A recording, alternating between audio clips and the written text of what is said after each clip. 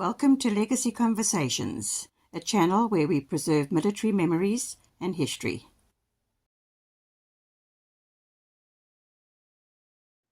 Hello, Internet.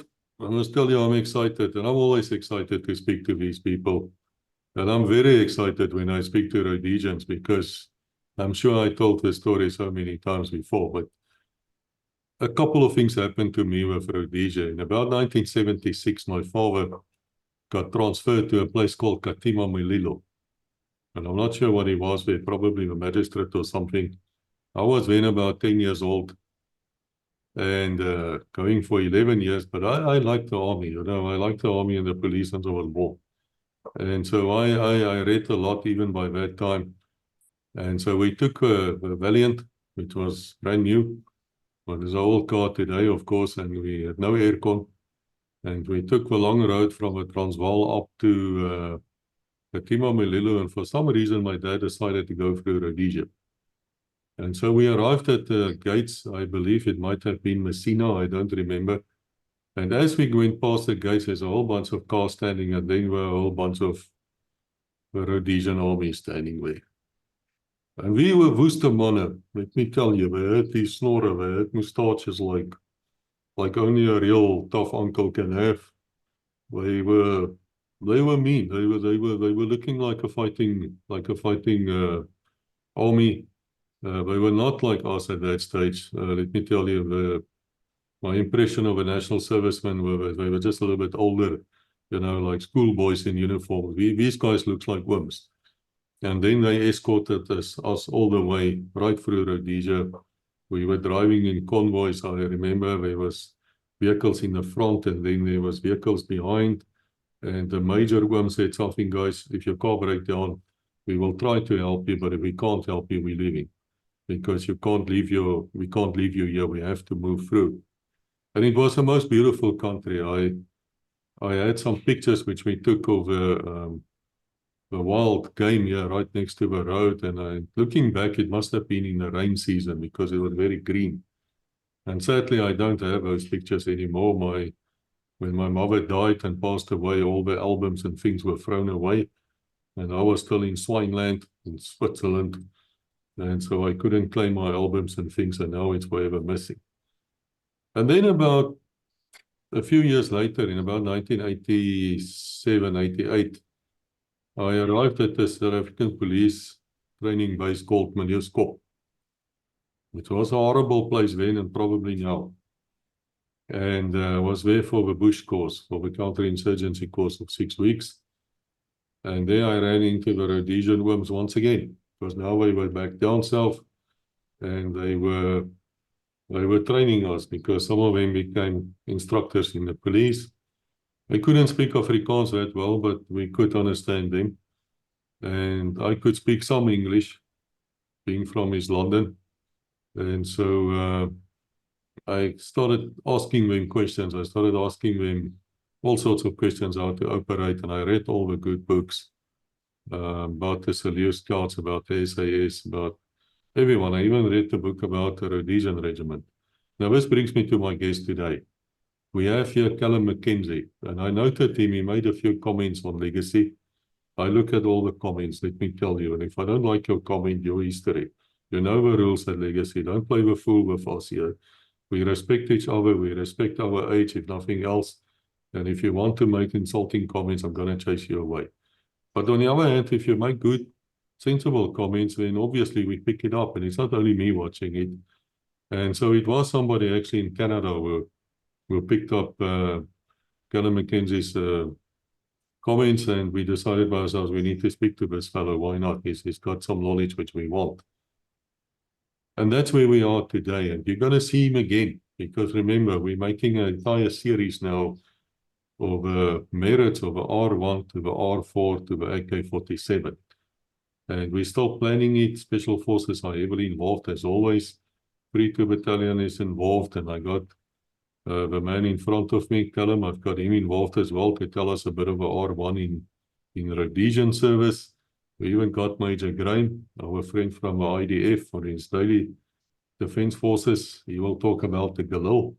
So we're putting these things together for probably 3 or 4 episodes. So, sir, very welcome. I'm grateful for your time. Thank you. Thank you. I know I woke you up very early in the morning, but as an ex-soldier, I mean, I'm sure you're used to that. But tell me, how did it start for you, sir? How did you end up in the Rhodesian Army? Morning from the other side here. I was born in 53, January of 53. And at that stage, my dad couldn't find any work in Scotland.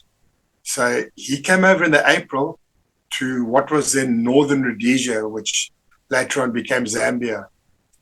And my mum, my brother and I, we then followed in the September.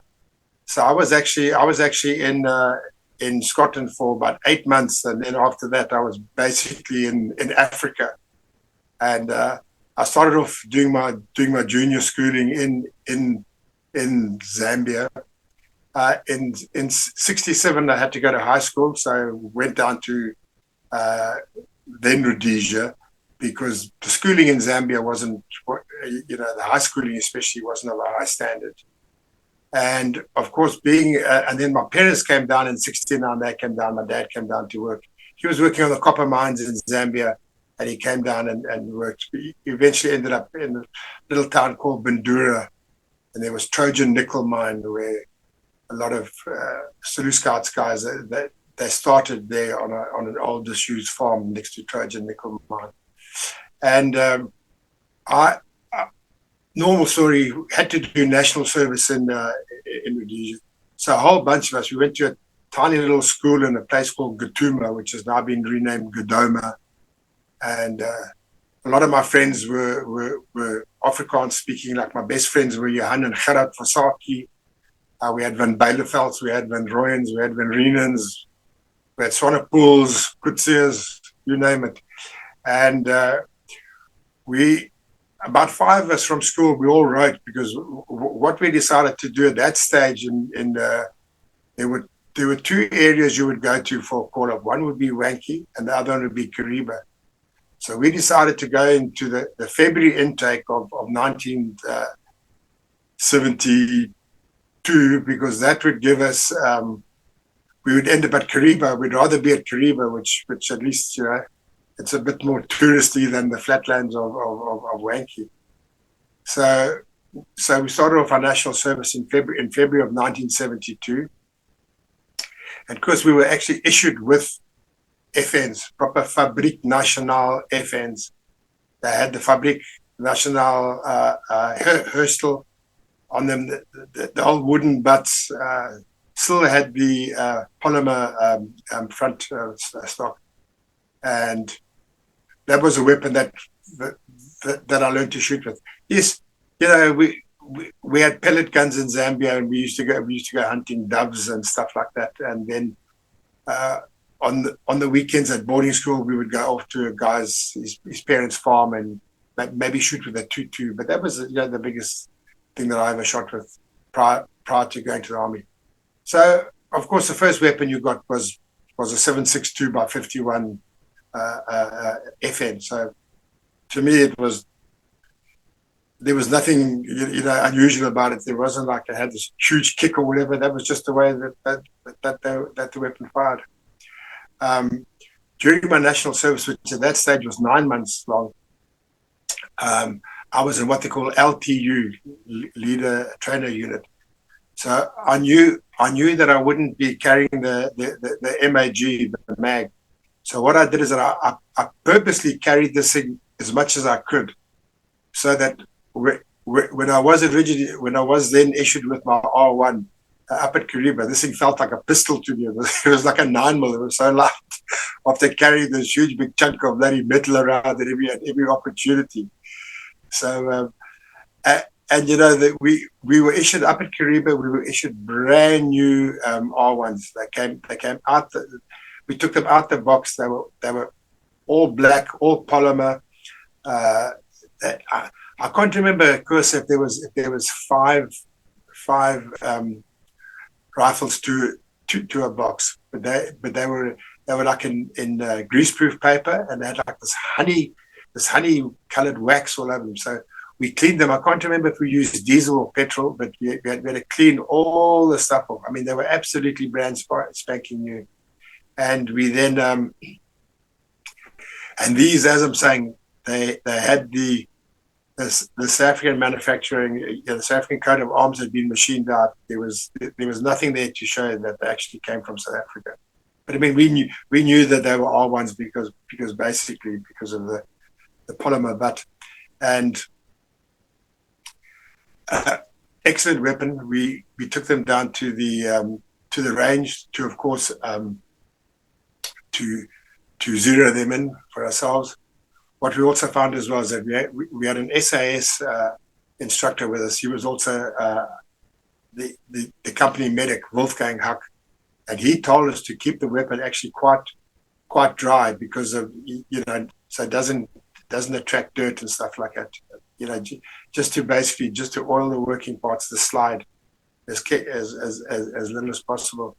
And I'll tell you a terrible story. On my very first patrol, got dropped off by helicopter, walking through very, very tall elephant grass, and there was a rhino in front of us, and this guy behind me, Marty Becker of Beckenstein, he turned around and he said, "Hey, Corporal Mac, look at that rhino over there." And I'm going, "Where?" And there's he said, "Hey, that rhino, look, there's his ears." And as he said, "There's his ears," the thing took off.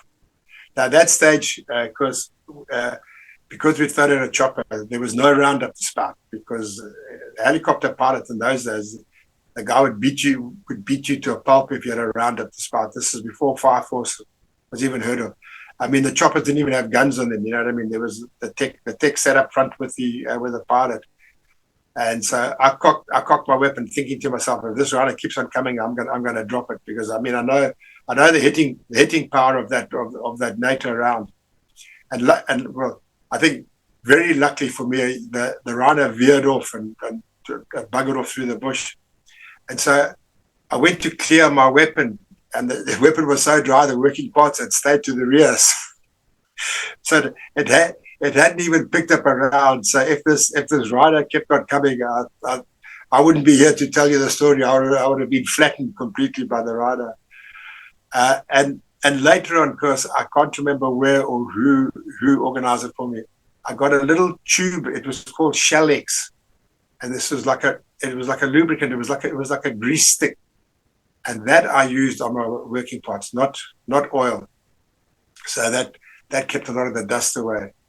Once again, all our shooting was done with iron sights, as the Yanks like to say. I didn't find the kick on the R1 that frightening, because if that's what you learn to shoot with, it just becomes natural. And what we did, or what I learned, was to wind the gas completely off. So all the charge from the round was there to recycle the weapon, because I mean, all through our training, we went to what we call IA, immediate action. What would happen if the weapon stopped firing? Cock, hook, and look, and all that type of stuff. The instructors were very. So all I wanted to do was to take out one reason why the weapon could actually stop. So as I'm saying, I wound my gas right off. It gave me the biggest kick, and I can tell you that in 8 years in the bush, I never ever had a stoppage. And to me, that's what you want, is that when you pull the trigger, it goes bang, end of story. Once again, the weight of the weapon never bothered me, because, as I said, I'd carried that MOG as much as I possibly could during my time. And after a while, you just become acclimatized to it. It never becomes a problem. It was a bit on the long side, like especially when we were operating in thick bush. You have to be careful of that. But in the beginning, ammo-wise, we used to carry four magazines. Can't remember if we had one on the weapon, or if it was one on the weapon and we carried 3 magazines. So as far as carrying ammo, that there wasn't a great weight there. But then as the war progressed, especially from 1976 onwards, when things got really, really busy, I used to carry 9 magazines. So I had 4 on my double magazine holders on my belt, and then I'd chest weapon with 4 in, and then plus a magazine on the weapon. I normally carried two rifle grenades, and also I used to, if we had an MAG, everybody in the stick would carry a 50-round belt, and I also carried two boxes of 7.62 ammo as well. So basically, I was carrying the equivalent of like 11 magazines plus a 50-round belt for the weapon, and still even then that weight never bothered you, because the last thing you wanted to do was to get into what we call the contact, what the Yanks call a firefight, and you run out of ammo. That's the last thing you want to be involved with. Once again, shooting with the weapon, it was, as I'm saying, with iron sights. What I did have on my which as I eventually became my personal weapon, RA 5398, was that I had a very thin front post. And somebody said to me that what South Africa did was that when the bench fired the weapon for accuracy, the one that got the closest grouping, they would put a thin peg on it, and this could be used as a sniper's weapon because of the grouping. Because the other front sight was like a bloody tree stump, after this little thin thing that I had. But basically, it was a case of doing both eyes open shooting. It wasn't taught in our national service. Our national service was geared in those days. 1972 was geared towards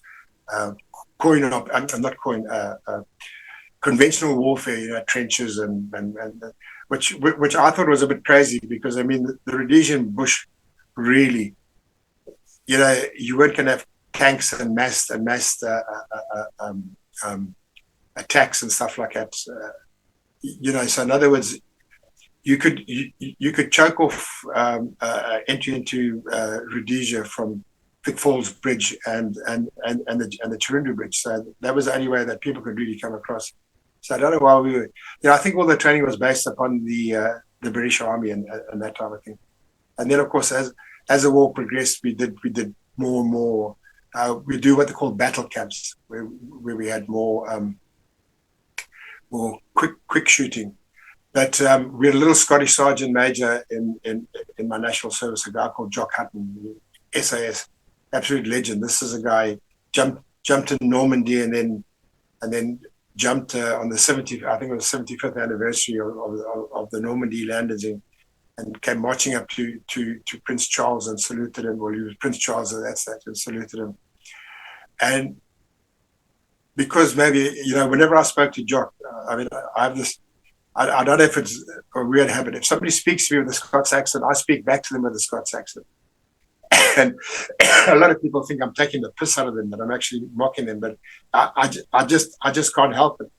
And I thought that I was the only one that did it. And then a friend of my mother's, her daughter, exactly the same thing. She would speak with a Rhodesian accent too, and then in the minute her mother spoke to her with a Scots accent, she spoke back to her mother with a Scots accent. So I'm not the only one that does that.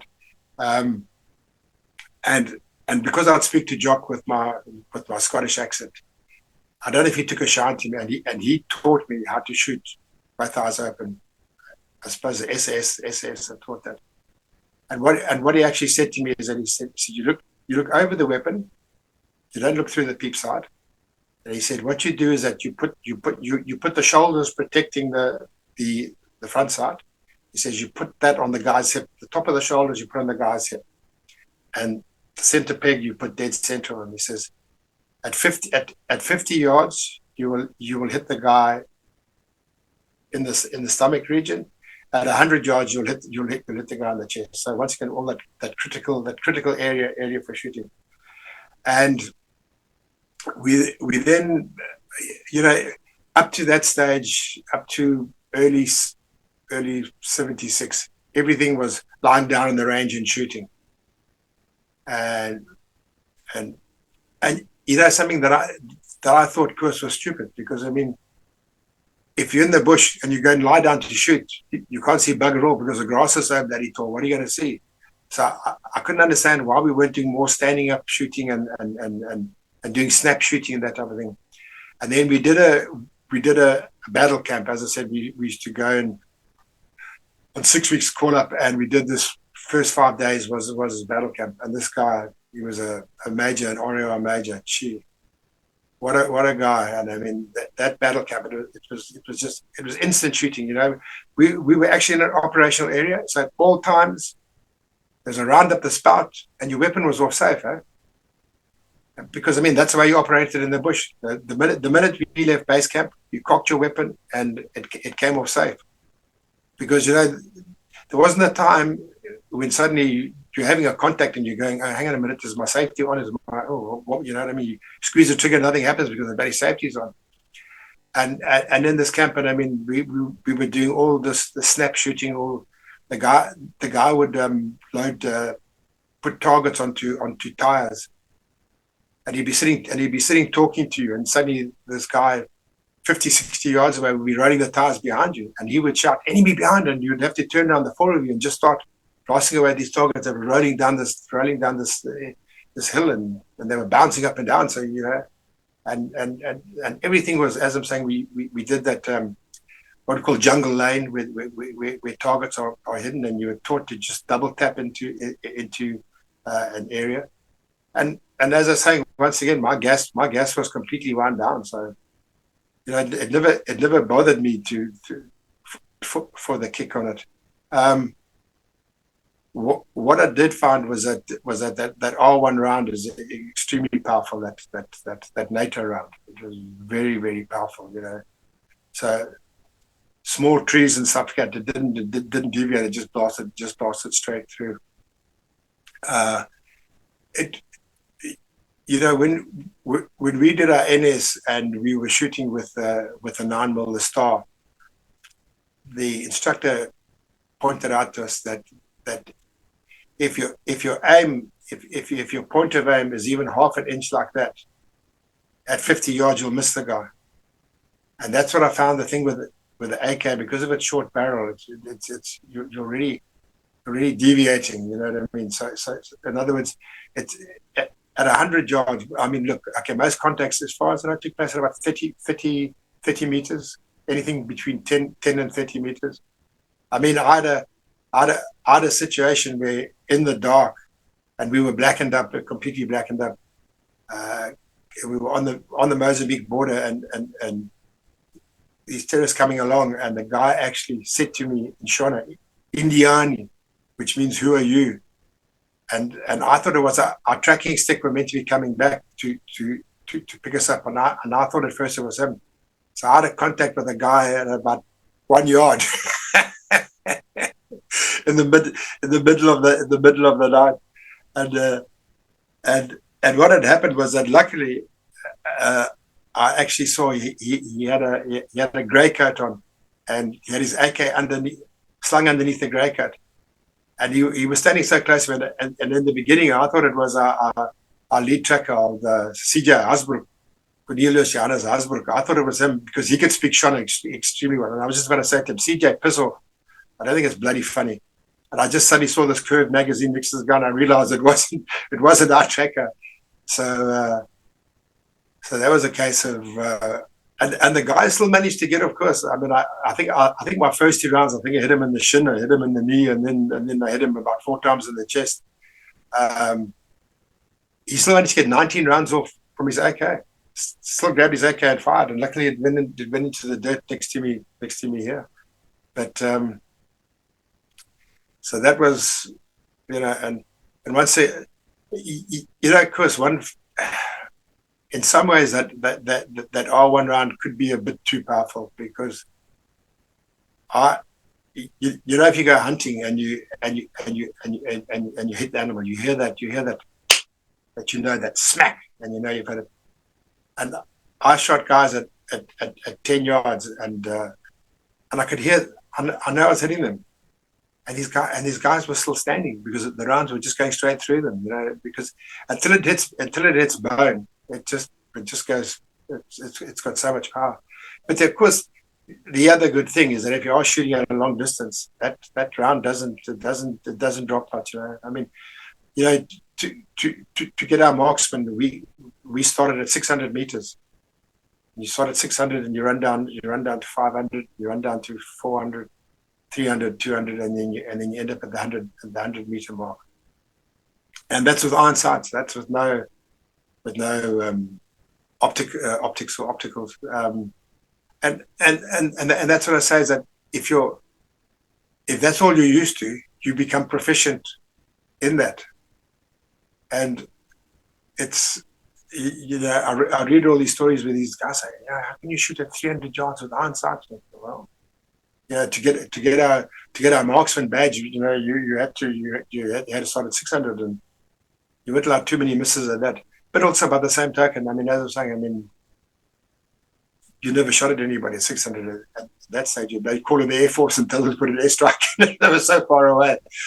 Or call artillery and tell them there's some guy 600 yards away. Just take him out for but as I was saying, is that I think later on the war, when they actually did do research, they found that it was the average distance of a contact was up to about 30. Because also, I mean, if you actually look at the nature of the bush, unlike Angola, a lot of the Rhodesian bush was very, very was quite dense, so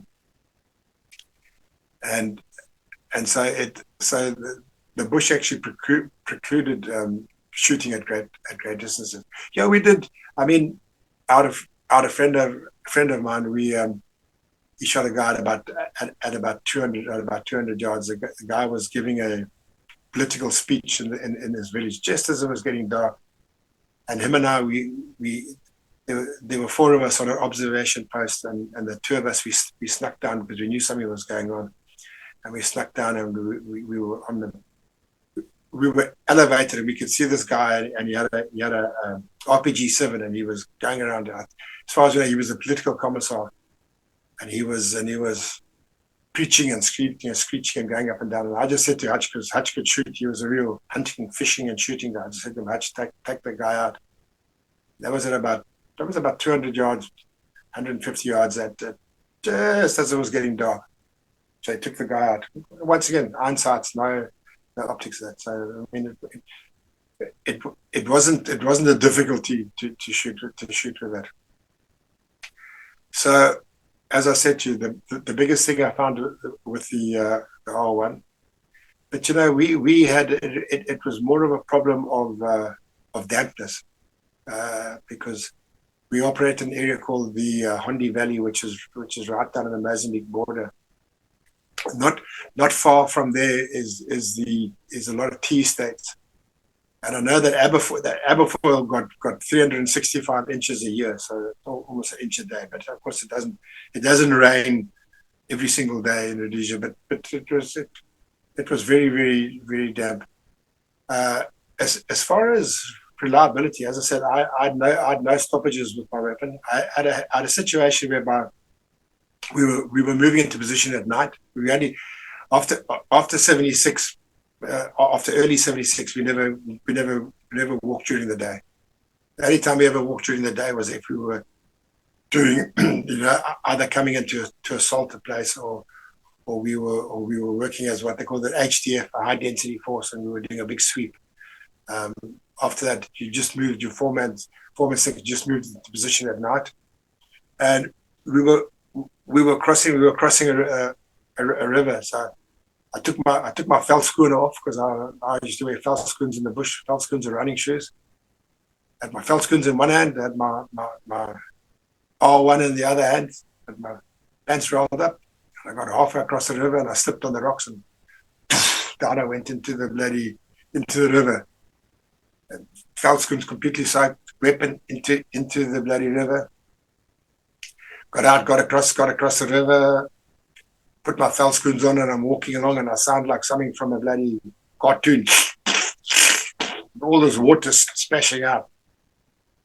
So we didn't have far. We did have far, and of course all the other guys behind me, they were just pissing themselves laughing. They could just see me as this guy walking in front of them. We got into our observation post up this little kopje. Took my veldskoene off. Of course, I never took a cleaning kit with me into the bush because normally, like after a contact or an ambush, you would go back to base camp. So that's where your cleaning kit was, your pull through and that type of thing. And we got called about 10 o'clock in the morning. The major said, "Okay, listen, there's another stick that they've got these guys visual. Make your way down to this what's called a BC, a business center. It was about 5 to 6 kilometers away. Make your way down there. We'll pick you guys up, uplift you, come back to base, and then we're going to deploy you tonight, and we'll assault where these terrorists are, where the other sick found them." So we walked onto there was a main dirt road in front of us, which is one of the reasons while we were observing that area. And it was probably about 300 to 400 meters away. Put my felt screens on, which are still wet, obviously. Walked onto the road, walked about 50 meters along the road, and I had blisters. So I said, "No, I can't walk like this." So I took my felt screens off and tied them around my neck. And walking along this road, and then we met up with another stick. Two of us were they came from a different area, and we were going to meet up and then go and get picked up at the BC. And at that stage, I was probably walking about 50 yards behind my last guy, my little machine gunner, and there was one other guy walking about 50, 60 yards behind me, because the other guys they were gone. So there was 6 of them, and we were about a kilometer from the BC, and the guys were going because now they want to get there because they also wanted to try and buy some cokes before the trucks came to uplift us. And I still think to this day what actually happened was that the terrorists actually saw these 6 guys. So it was the 4-man stick plus 2 of my guys, and they thought that was a whole lot. And they took off from this hut, probably about 60 yards to my right. They took off with the hut between them and the 6 guys. And I'm standing there now, got my veldschoens around my neck, I'm kalpoot.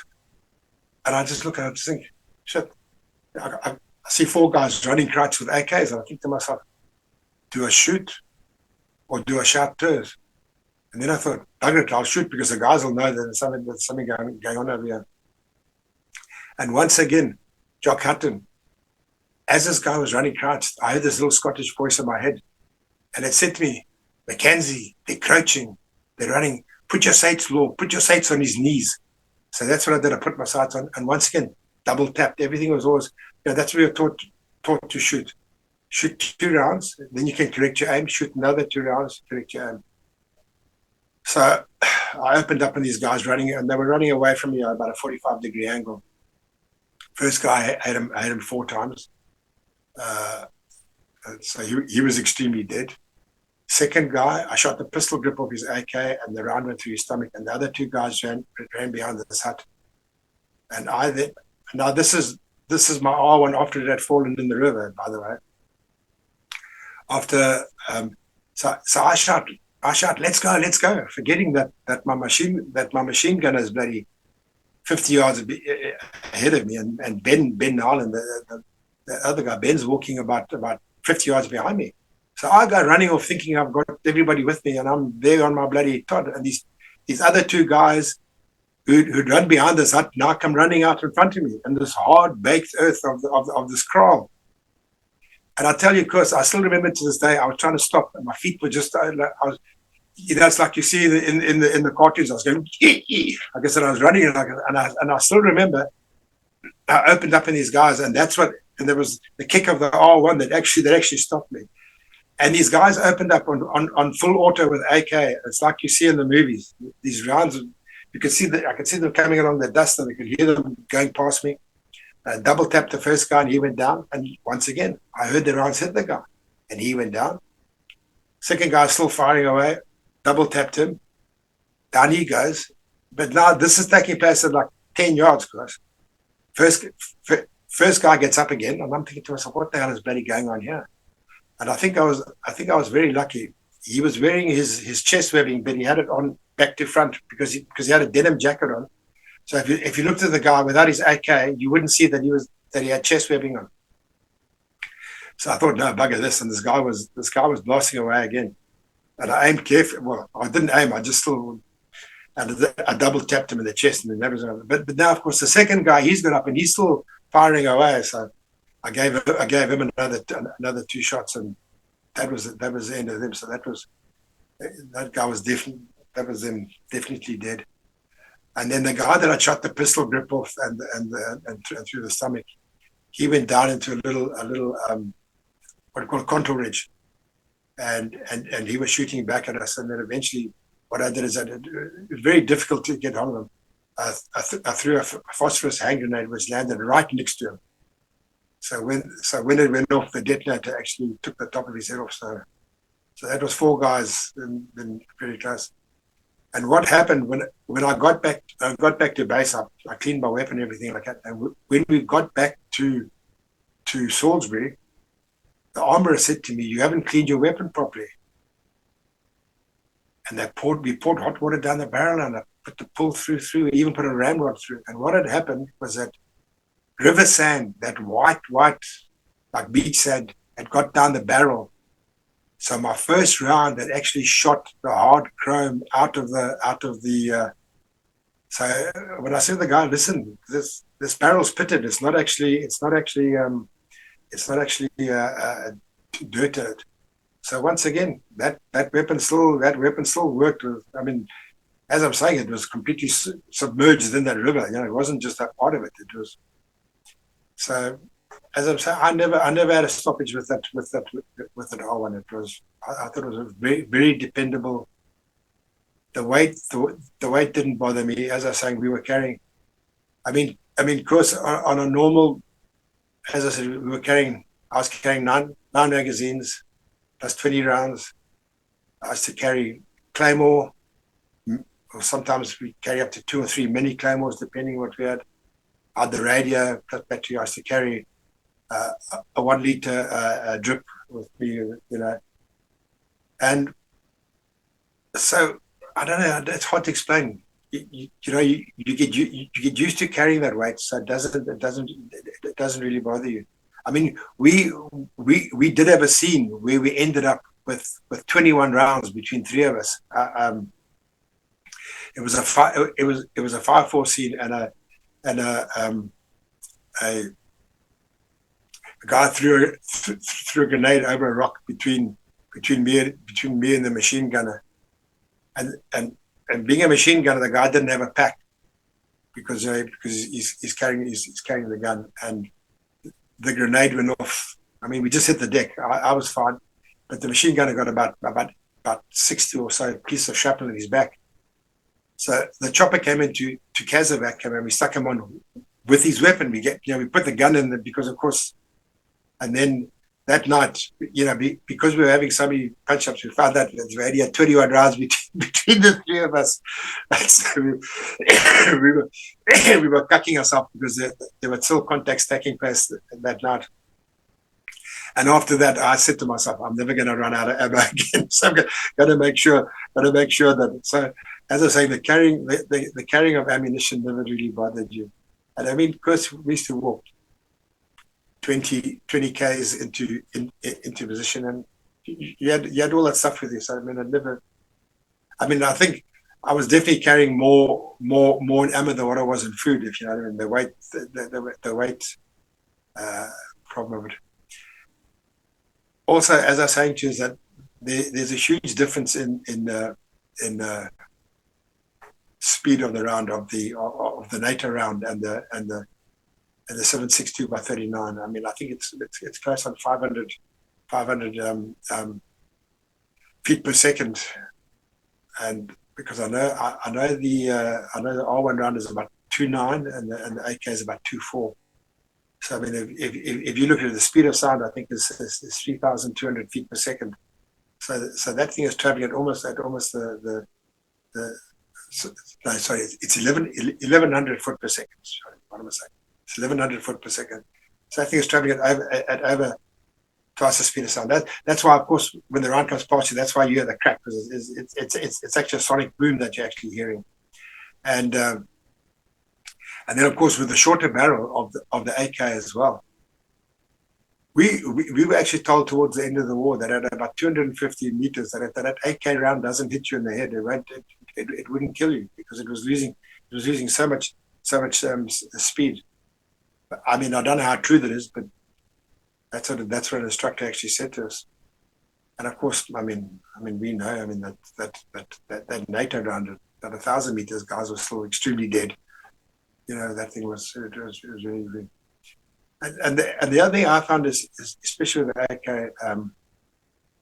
it was made for like little Chinese people or little Korean people, because I found that butt was it felt more like a toy than an actual weapon. Look, I mean, as far as reliability goes, I mean, it was extremely, you know, it was reliable in dirt and mud and stuff like that, because the tolerances were so bad. But I still find that with the RPD, their light machine gun, that at 100 meters, firing from the shoulder, I could put 100 rounds into a target and cover it with my hand. But once again, not just short bursts, just short bursts. But that RPD, when that thing got going, used to sound like tearing material. But the other thing I know is that a lot of occasions when our MAG opened up, because of course your hand signal for the MAG was that hammer of Thor. That's basically when that thing opened up. That stopped a lot of nonsense. They were actually very frightened of that. The terrorists were very frightened of that thing, because it was you know when that thing opened, it was dum dum dum dum dum, not like tearing material on the RPD.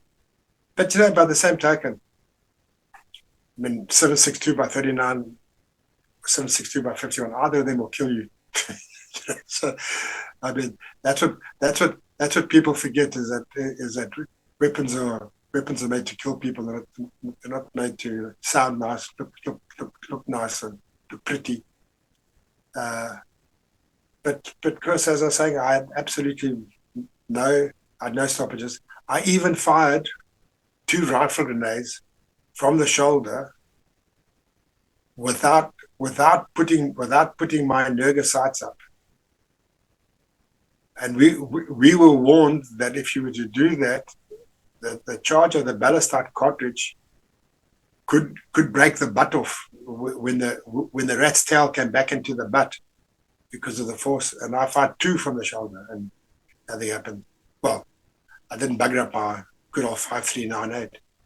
But all I can tell you is that when you're in the middle of a punch up and that adrenaline is flowing, I felt absolutely nothing. I woke up the next morning. I had a bruise from the inside of my elbow all the way to my boob, and I hadn't felt the single thing when I fired both of those. To me, it was just like shooting a normal round, And I mean, it worked. I mean, the second rifle grenade landed and killed the guy who had us pinned down, and I felt nothing but gee. And the bruise, as I say, it was a bruising. It wasn't so much. It wasn't really all that sore, but I mean, it was amazing how wide the bruise was. But that is the thing, is that, I mean, talking about adrenaline, when we had that punch up where I managed to shoot those 4 guys and shoot the chrome out of barrel, but a tiny little machine gunner, I'll Jock Meyer, and I said to Jock, Jock, Meyer's an Afrikaans word. Where do you get this? You know, is Jock your nickname? And he said no. His father had been in the Transvaal Scottish, or the Transvaal Highlanders, whatever they were, and their nickname was the Jocks. So he'd been a major. So when his son was born, he called his son Jock Meyer. And Jock used to walk Kalpoort. He used to trap Kalpoort through the bush, because this guy he was farming, and he used to walk Kalpoort on the farm. And Jock, when we had the scene, when I shot those 4 guys, the rest of the group were down in the river valley, and they started firing rifle grenades back at us. And Jock had come up, you know, after I shot the 4 guys, or the 3 guys at that stage. he came up and he came through this gate. And when this firing came, me and Ben and John, we ran through the gate. And Jock took off machine. Now, Jock was tiny. He was about 5'1". When we used to get to a barbed wire fence, your normal three-laner barbed wire, for a normal guy, we used to you put your R1 or your FN under the top strand and you lift it, and then you push the second strand down. The guy goes through. With Jock, we used to lift the middle one and push the bottom one down. That's how short he was. So Jock takes off this machine gun and all, and he comes running up to this fence, and he just hurdles it like Edwin Moses. He just goes straight over this fence. So after the scene, we're sitting there and we're talking. The trucks still haven't come, by the way. The trucks still hadn't arrived to pick us up. And I said to Jock, Jock, the way you went over that bloody barbed wire fence, machine gun and all, I'm never gonna breach a fence for you. You can just go over it. He said, no, man. I ran through the gate with you guys. I said, no, Ben. I said, no, Jock, come look over here. And he went back. I said, you were here by that. Here, here's your culprit. Look, here's your spoor here. I said, look over there, culprit, and then when you took off over here. And he said, no, man, I'm sure I ran through that gate. I said, so that's what adrenaline does to you, that a little 5'1" guy with a machine gun could go over this thing. So it was quite amazing. And as I was saying, with that firing those 2 rifle grenades from the shoulder, that was also just pure adrenaline. You know, when some guys shooting at you and you can feel the rounds going past you.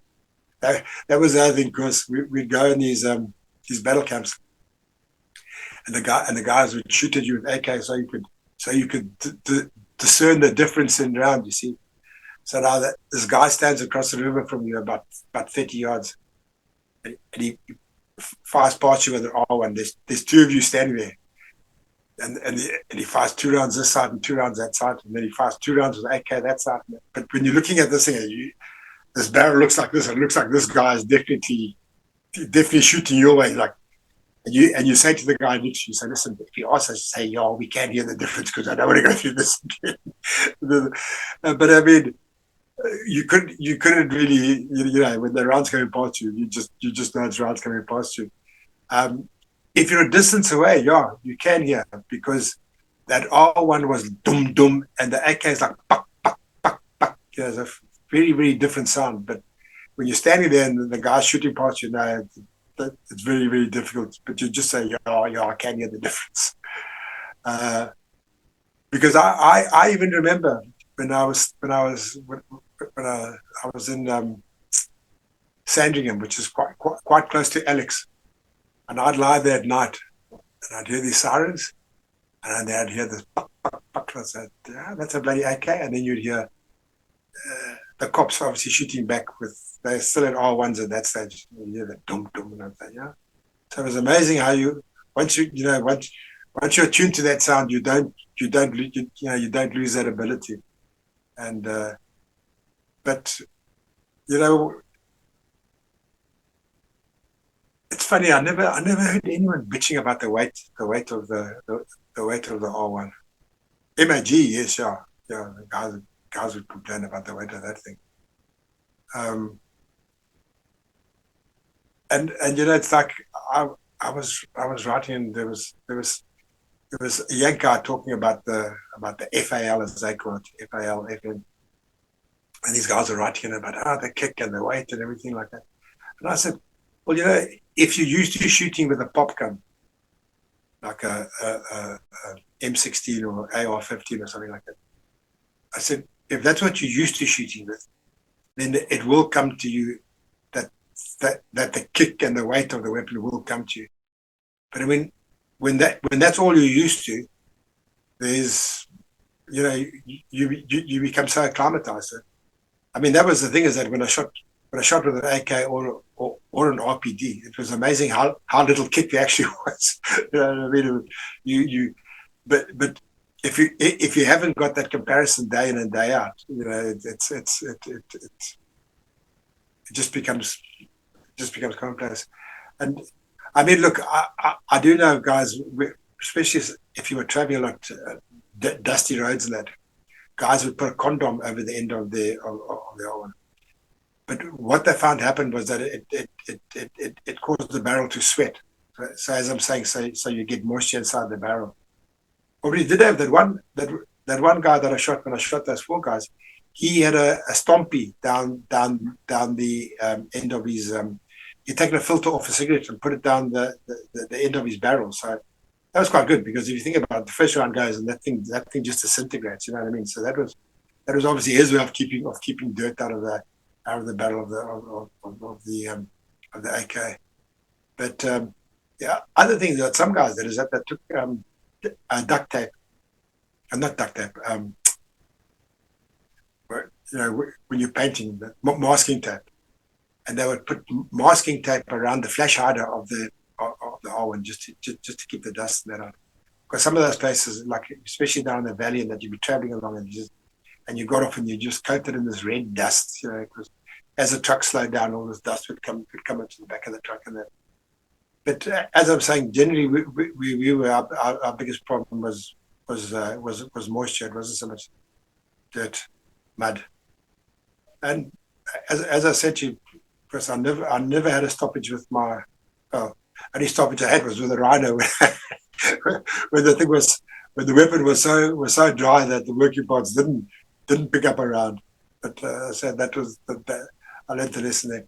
But I must tell you the other thing that I did find, because eventually shooting that R1, it was like shooting a pellet gun to me. Was I'd go to my in-laws' farm and we'd go duck and guinea fowl shooting. And the first time I shot with the shotgun, again, first round always, because the FN I just used to hold. I keep not forgetting, pull the weapon in, hold it tight, and the first round as I fired, boom, fat lip, bruised shoulder. And I thought, you're shooting with a bloody shotgun. You're not shooting with an R1 anymore. So, and it would happen. It would happen every single time. Every single time, I'd forget that I wasn't shooting with the R1. So it was quite.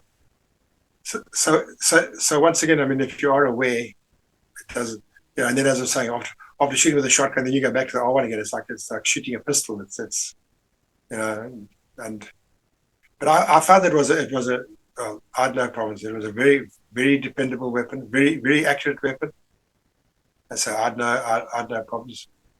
So very, very rarely used my sights, just shot over the top, as I say, both eyes open.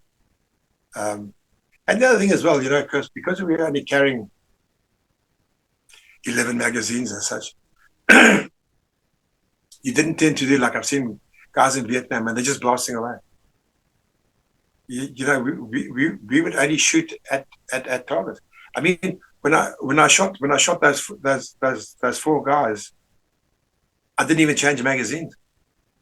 I only changed the magazine when I after I shot the 3, and then we were going back, and then the 4th guy lying in the contour ridge was shooting back at us. When I was like back in the road, and that's when I changed the magazine.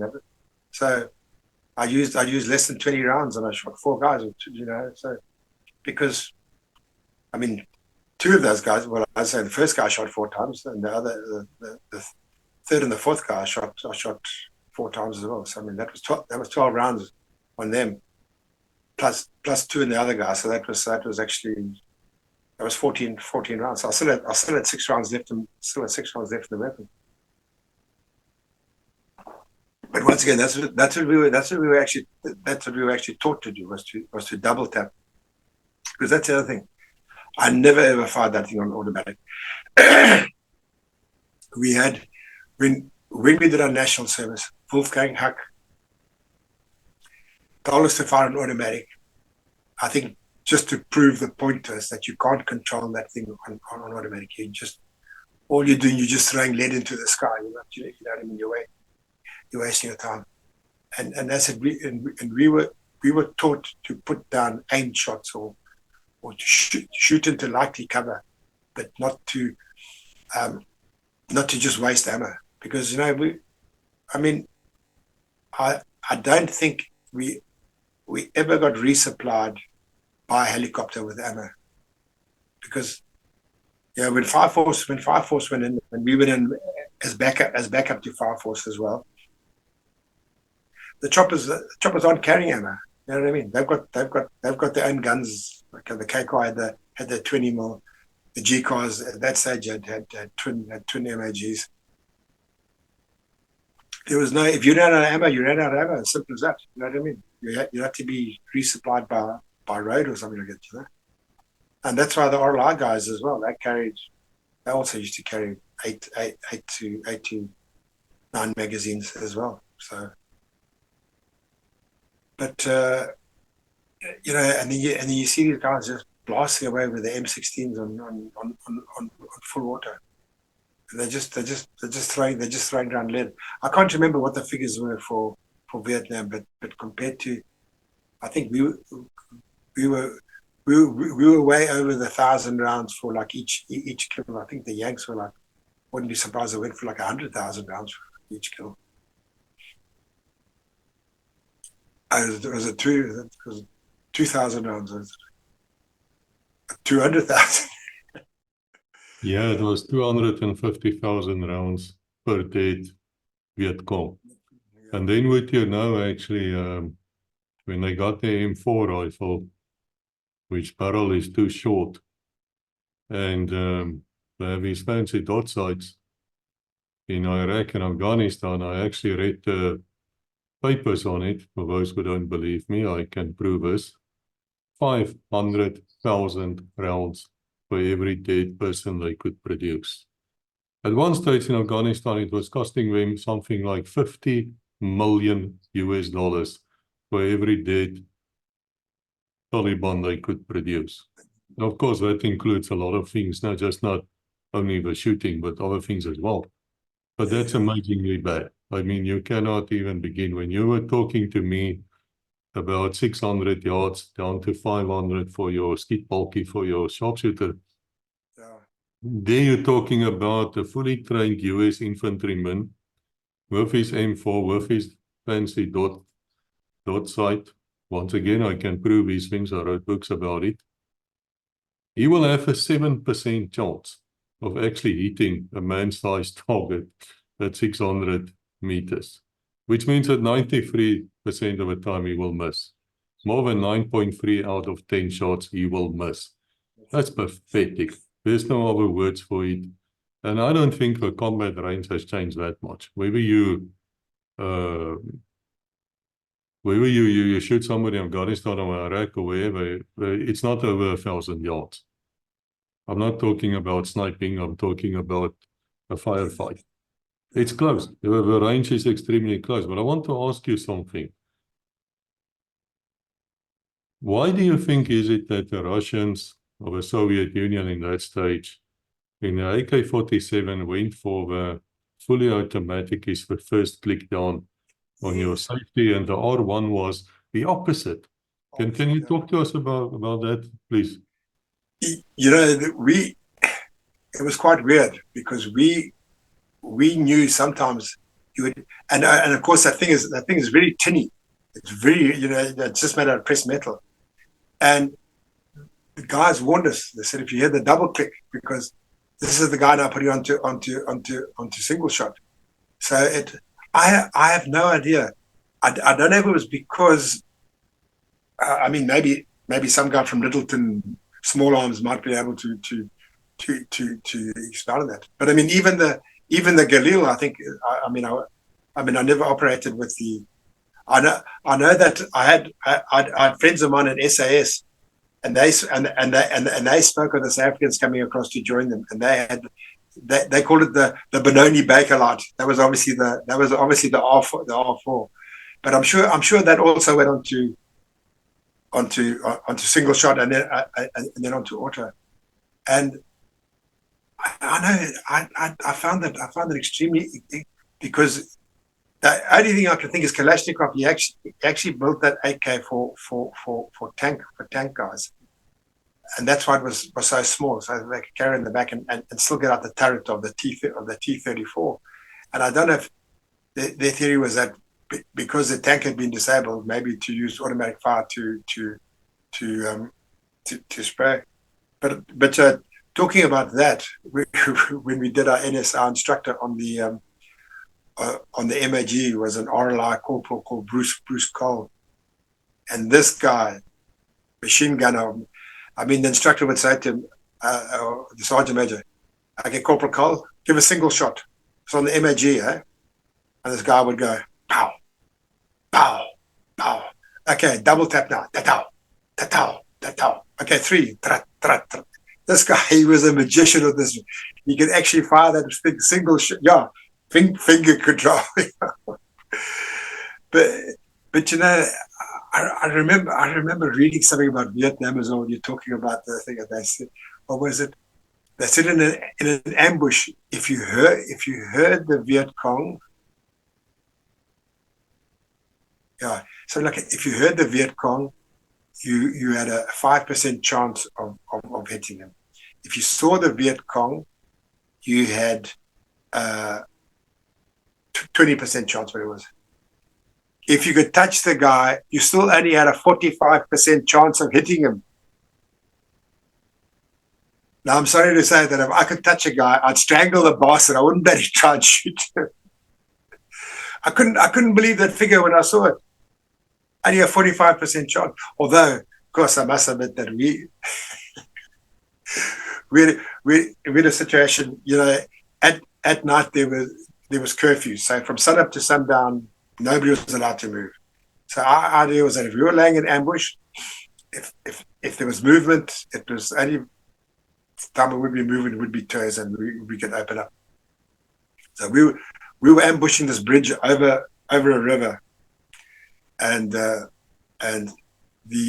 killer group plus the other stop group, they were on the other side of the river, and so we were told if anyone comes from our side, one press on the pressel switch to warn the killer group, guys coming from the left, and the guys coming from the right would be 2 presses on the pressel switch, you see. So now I hear this guy, he's local, and he's obviously been to a beer drink, and he's lekker getrekken. He's singing away. But now I think to myself, I can't get on the blow and say to the loot, listen, this guy is it's just a local guy who's pissed. Because I mean, you also don't know if the tours aren't putting a guy out in front of them and to say pretend you're pissed and then they'll just.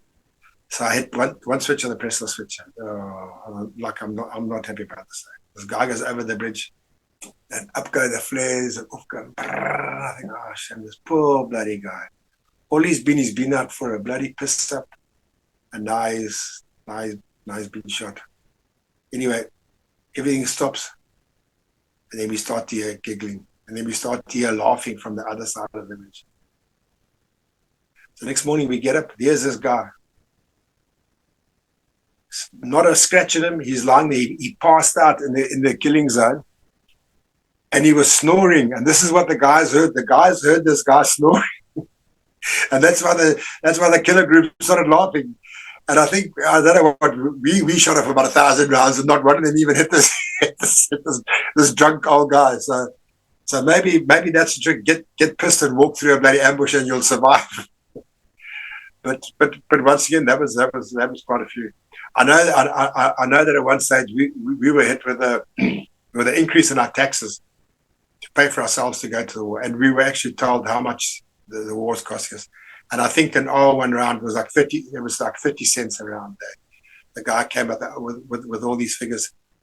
Don't ask me how these things stick in my head, but they bloody well do. And it was like $8 for a rifle grenade. It was $147 an hour for a helicopter for fuel costs. A hunter strike was $10,000 just to call it an hunter strike. And so we had all these costs. And that bloke I was telling you about, the very good tracker, the very good Shona speaker, CJ Hasbrook, and his boot was BJ, Bardet Johannes. He was Bardet Johannes, and I think his eldest brother was AJ. He was Andries Johannes Hasbrook. So I think Johannes was the old man's name. So they're sort of A, B, and C. So, and CJ, after we had this big talk about how much the war was costing us, we were as stop groups, and he was next to us. So he fires off this rifle grenade, and I hear him shout, that's $8 back on my tax. He goes another rifle grenade, and pow, he says, that's $16 back on my tax. So he was getting all his tax money back by firing off all this ammo. Yeah. But and once again, that guy could shoot. But I mean, he was a poacher. He was a poacher of that, but he could shoot.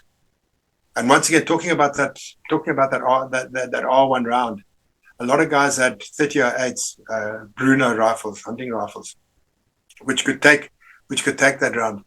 But the guys said that the cordite used in the NATO, or the South African round, R1M1, was the barrels weren't nitro-proofed. So eventually, after a while, you bugger up the chrome, the hard chroming in your barrel. You know what I mean? They just said that round was far too powerful. And I know we operated with police support unit at one time, and the guy in charge of them, he was a professional hunter, and he said when national parks get them in to come and do an elephant cull, because Wankie, there was a problem there because the elephant were in such a small area. There was an overpopulation, so national parks used to get these guys in to come and cull the elephant. And he says, you hit an elephant on the head with that R1 round, because that's what they used to hunt with. That's what they used to cull with was the R1. And he says, you put an elephant on its arse. He said that, I think he said it's something like 3 tons per square inch hitting power that round actually has. So he said it was a very, very, very powerful round. Gordon Cormack, I think his name was, not McCormack, he was Gordon Cormack. But as I said, I think the biggest problem with the AK for me is that it was like too short for accuracy. I think that is definitely one of those spray and pray type of things. I know a lot of occasions when we were having contacts, they would run away. The tours would run away with the AK over the shoulder on auto, just firing. So you just have rounds coming spraying towards you. And that was obviously something that they were taught to try and keep people here. But the other thing that I did find, especially at night, they always tended to shoot high. And somebody said that's because they were taught on the firing range. So you're always lying down and you're shooting up at targets. The other thing that I heard, I don't know how true this was, but I was told that if you put your sights on 600, the bullet is even faster. So that might have also been by the shot high. But I mean, I don't know how many of them actually aimed. I think a lot of funny enough, I think a lot of casualties actually came from the SKS, which was the single shot rifle. So I think that because once again it's got a longer barrel than the AK. But the one guy we shot, he had I think this AK, it was a Yugoslavian or Czechoslovakian AK. I think it was made in Brno. What a beautiful weapon! It had an extension on the barrel for rifle grenades. The woodwork was impeccable. The Korean AKs, they were made out of rosewood, so they were almost like a purpley, like a deep kind of purpley button and stuff. But this thing was beautiful light wood. Had night sights. So either side of the V sights at the back were 2 adenoid dots. The front sight, your little peg that you flicked up. So at night, all that you did is that you put the one peg in between the two, and it was beautiful. So but that was almost like a handmade weapon, if you know. It was really, I mean, you could see the difference in manufacture. It was so well made, and then of course you had the AKM, of course, with the folding button and the compensator. That compensator, as far as I know, actually worked very well. They had that little spade bit which just kicked the weapon down. So because of course what the weapon tends to do is that it tends to kick away from the from if you're ejecting your weapon's ejecting out the right, then the weapon tends to climb up to, because it's going almost opposite the recoil from the ejection of the round.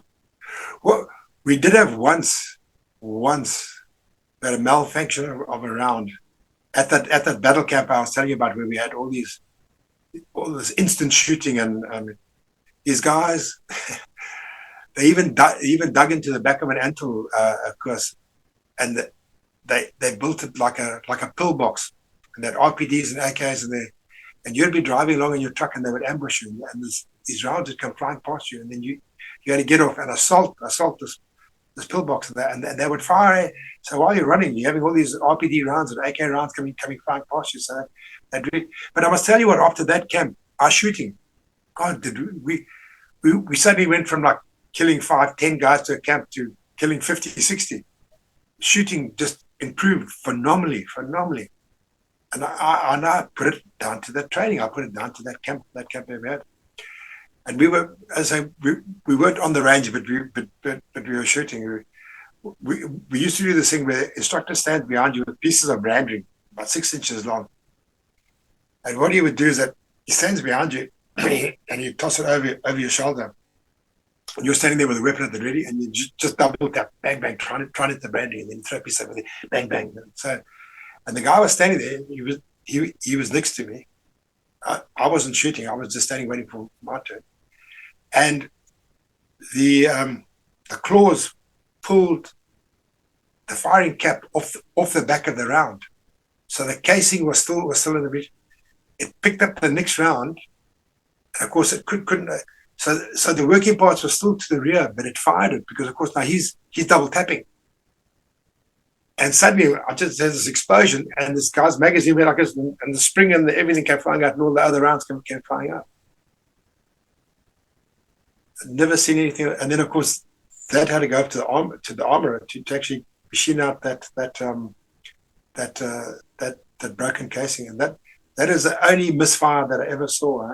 And I mean, but I think how many rounds I fired, how many rounds I was with people that fired, and that's the only one that I ever saw. That the primer came off the casing of the shell. We've had something which we call the Swaarloop R1. I don't know how to translate it. It was a sort of automatic R1, used almost as a mini mag, even though the word mini mag, of course, is a very specific. I mean, in a general sense. Did you people have such a rifle with you? Yeah, it's called the heavy barrel FN, which had a bipod on it, yeah. And that was the reason why it's called the heavy barrel FN, is because it did have a heavier barrel, so it could take. Because of the biggest trick is that what we used to do is that you just fire about 5 rounds through your weapon, and you just like, I just grab this, and he grabs it by the barrel. But I must tell you what did happen. We had a contact quite early on in the war, and we were ambushing in a V position and close to the Mozambique border, because we weren't sure if the guys were coming in or the guys were going out. And the machine gunner was actually on the other side of the V. So these guys were coming in from Mozambique. And when we opened up, he got up and fired. He actually stood up and fired over the top of us, and put the weapon down to change magazines. And these guys started mortaring us because they were coming across our brand new. They had all the weaponry that they required. You know what I mean? So they started mortaring us. And he picked up, in the middle of the night, this MAG that he'd fired 150 rounds or 100 rounds through, by the barrel, not by the carrying handle. And of course, I remember at the time thinking, who the hell is Brian? Because it was like a smell of like burnt meat. Of course, I must tell you, he had a blister on the palm of the whole palm of his hand was just one big blister, all his fingers over here. And on the barrel of the mag, you could actually see like the first layer of skin. You don't realize just how hot those barrels get. I mean, I've seen these things with the guys just fire a weapon till the barrel melts. You know what I mean? I mean, thank God. But even just 4 or 5 rounds of that thing. That other thing we used to do when we were doing a national service and you do a night shoot. So you go down to the armory and you just get handed a weapon. You see.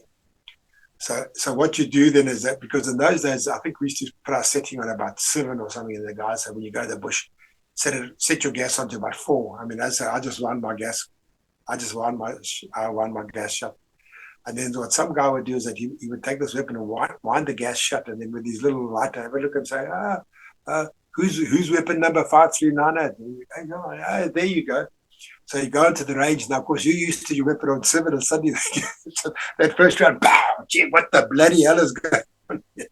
So the guy, so after that, if a guy if the guy said, whose weapon is this? The first thing you did is that you felt what setting the gas was. Yeah. But as I was saying, is that when I wound my gas up, I just got used to shooting that weapon with that setting, you know.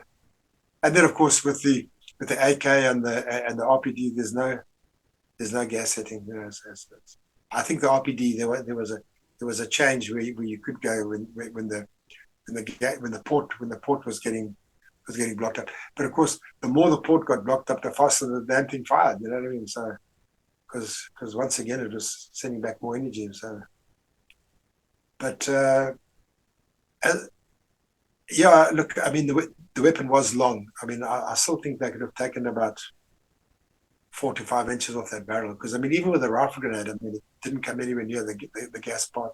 Look, I know at the beginning of the war we had 2 rifle grenades. We had one called a 32 Zulu, and the other one was a 28R. And the 28 Romeo was an anti-tank weapon. It was a light-skinned vehicle weapon, and that was a big mother. You know what I mean? That was a huge thing. But we never really operated. I mean, I don't remember being issued them to go out with. And then, of course, later on in the war, we started to get the stuff from South Africa. We then had the 42 Zulu, which had like wire wrapped all the way around the outside. So that gave off a lot of shrapnel. And then we also had the rifle phosphorus grenade, which I used to carry with me, along with the white phosphorus. We used to use the phosphorus a lot of occasions was to indicate target or to even indicate where you were yourself, for choppers for pickup. I also found phosphorus also tended to stop a contact really quickly. I used to call it instant dry. The enemy didn't like that thing. I used to like the rifle phosphorus grenade, because a lot of occasions you put that thing down towards them, and same story, they would bugger off. Also, it could also be used if you've called KCAR in and you want to now indicate to them where you can't throw a phosphorus grenade. I must tell you a story about phosphorus grenade now. So you could fire it towards them, and you could say, okay, another 10 meters further from there, or just to the left, or just to the right, whatever, you know, and then KCAR could come in and take them out. We were doing what they call ground to air control, GAC. This is right at the beginning of the war. And we were using probably old phosphorus hand grenades as flot, forward line of own troops. So what you do is that you call the aircraft. The aircraft's coming in to do a strike. Let's say he's going from east to west or whatever, and you'll say, okay, throw flot, and then the 2 guys either side would throw phosphorus hand grenades, and they would go off, and then he would know, okay, fine. So I can't go any further left from there. So you throw it at about a 45-degree angle forward, and then so we're on this farm, and we all take it in turns, and we've all been lying in the sun there, we're all lacquer, lazy, and it's winter, but so the bush is lacquer, dry, and everything, and we're on this farm. So the guy says, okay, throw a flot. And the guy next to me, Willie van der Rede, Willie throws this phosphorus that hits the tree and it bounces back. And we're all, and suddenly we go, shit, that's phosphorus. That's not a smoke grenade. And we were very lucky because, phosphorus has this umbrella effect. So, because if we'd run, I think we would have been caught, but it actually, we just hit the deck, and it actually blew over us. But then we were throwing it down into this stream, this river. But because now it's in the dry bush, it set fire to the grass. So now we started this Feldfire on this farmer's lands, and yeah, he wasn't very happy. All there, we haven't got any equipment. We're all trying to stamp the bushfire out with our boots. You know what I mean? So, because the farmer was hurtful, he wasn't very happy about that. But once again, as I said, that phosphorus was really good for ending. You know, when there's 30 of them and there's 4 of you, and you want to even the odds, just use phosphorus. Phosphorus on MAG, one of the two, worked very well. And I say, and that stuff was coming up from South Africa. I mean, we got most of our arms from South Africa. But this brings me to a point here, Callum. You describe the terrorists as having AK-47s, which is a Soviet Union. I'm talking about the 1970s, pre-1980, which is an Eastern Bloc weapon, Warsaw Pact.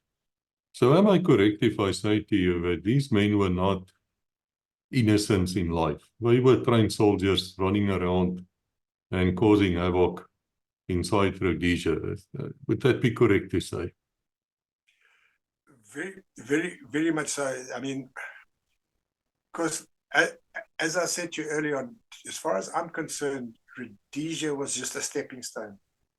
South Africa was a jewel in the crown that they wanted. So it was a case of get into Rhodesia. Once Rhodesia's gone, now South Africa have got a whole northern border that they have to worry about. So they would have Angola,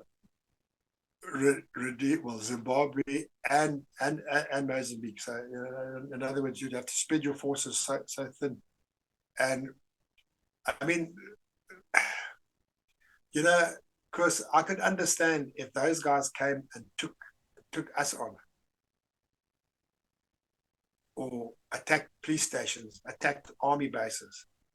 But the fact that you see, they would threaten the locals to feed them and to provide women and beer for them.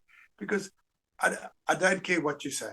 You give somebody a weapon and I mean, for instance, I'm living here in the UK right now. If I walked around with an AK, I could get people to do anything I wanted because the threat of violence, you know what I mean?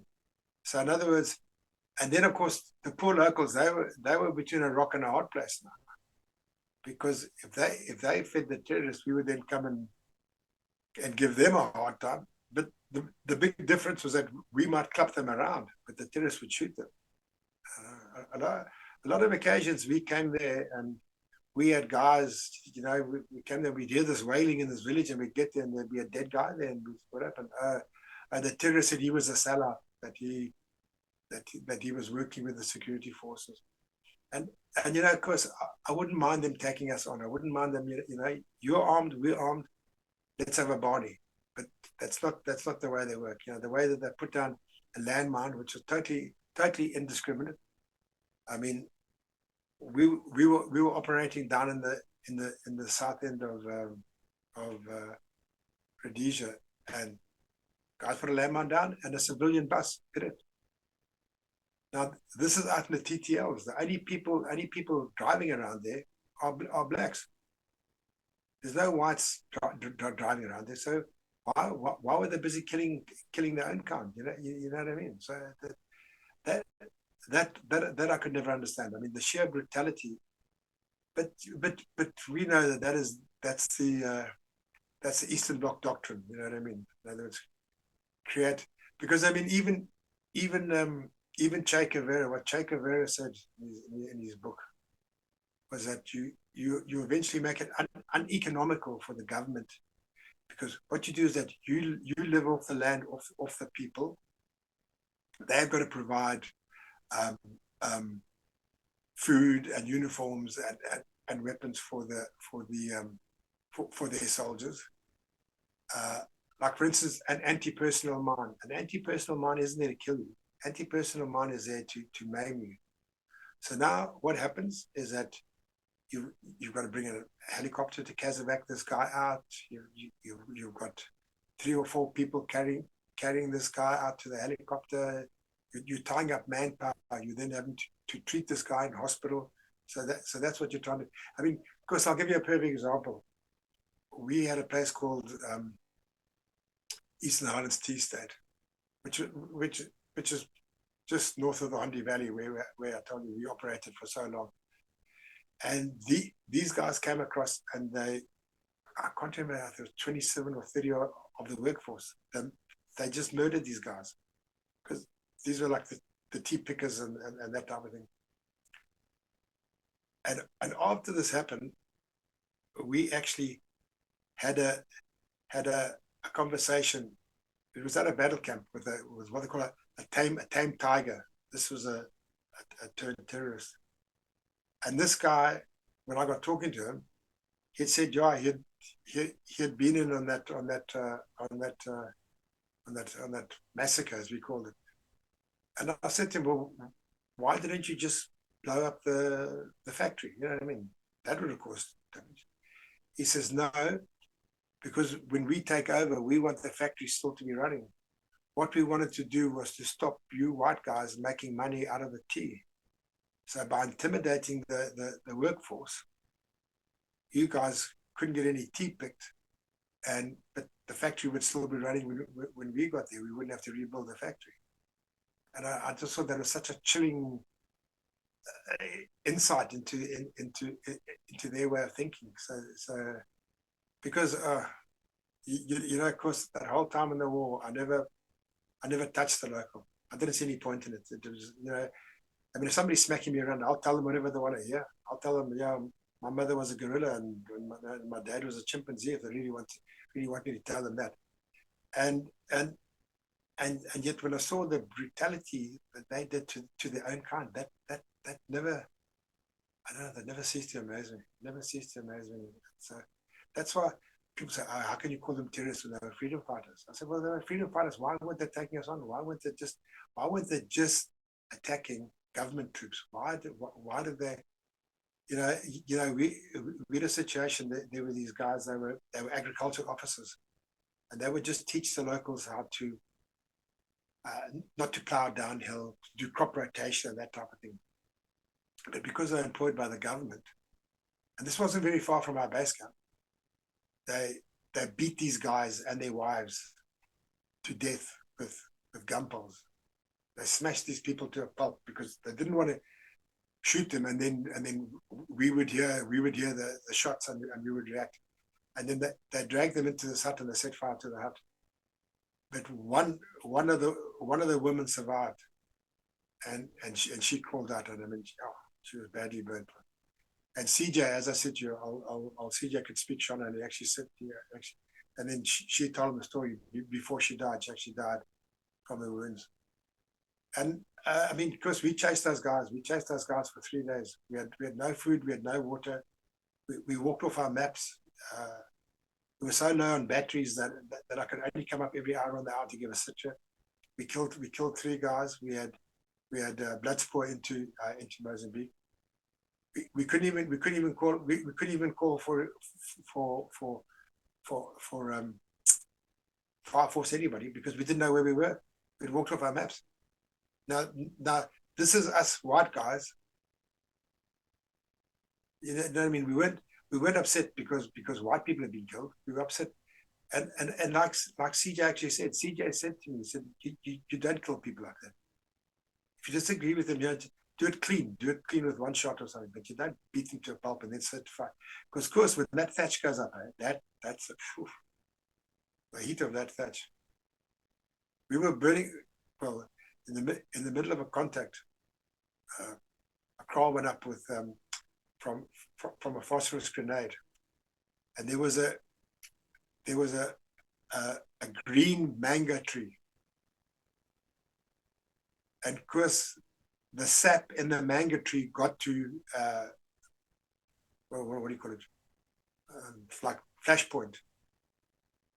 And I remember this whole mango tree just went woof, and there wasn't a leaf on it. It was a green leaf tree.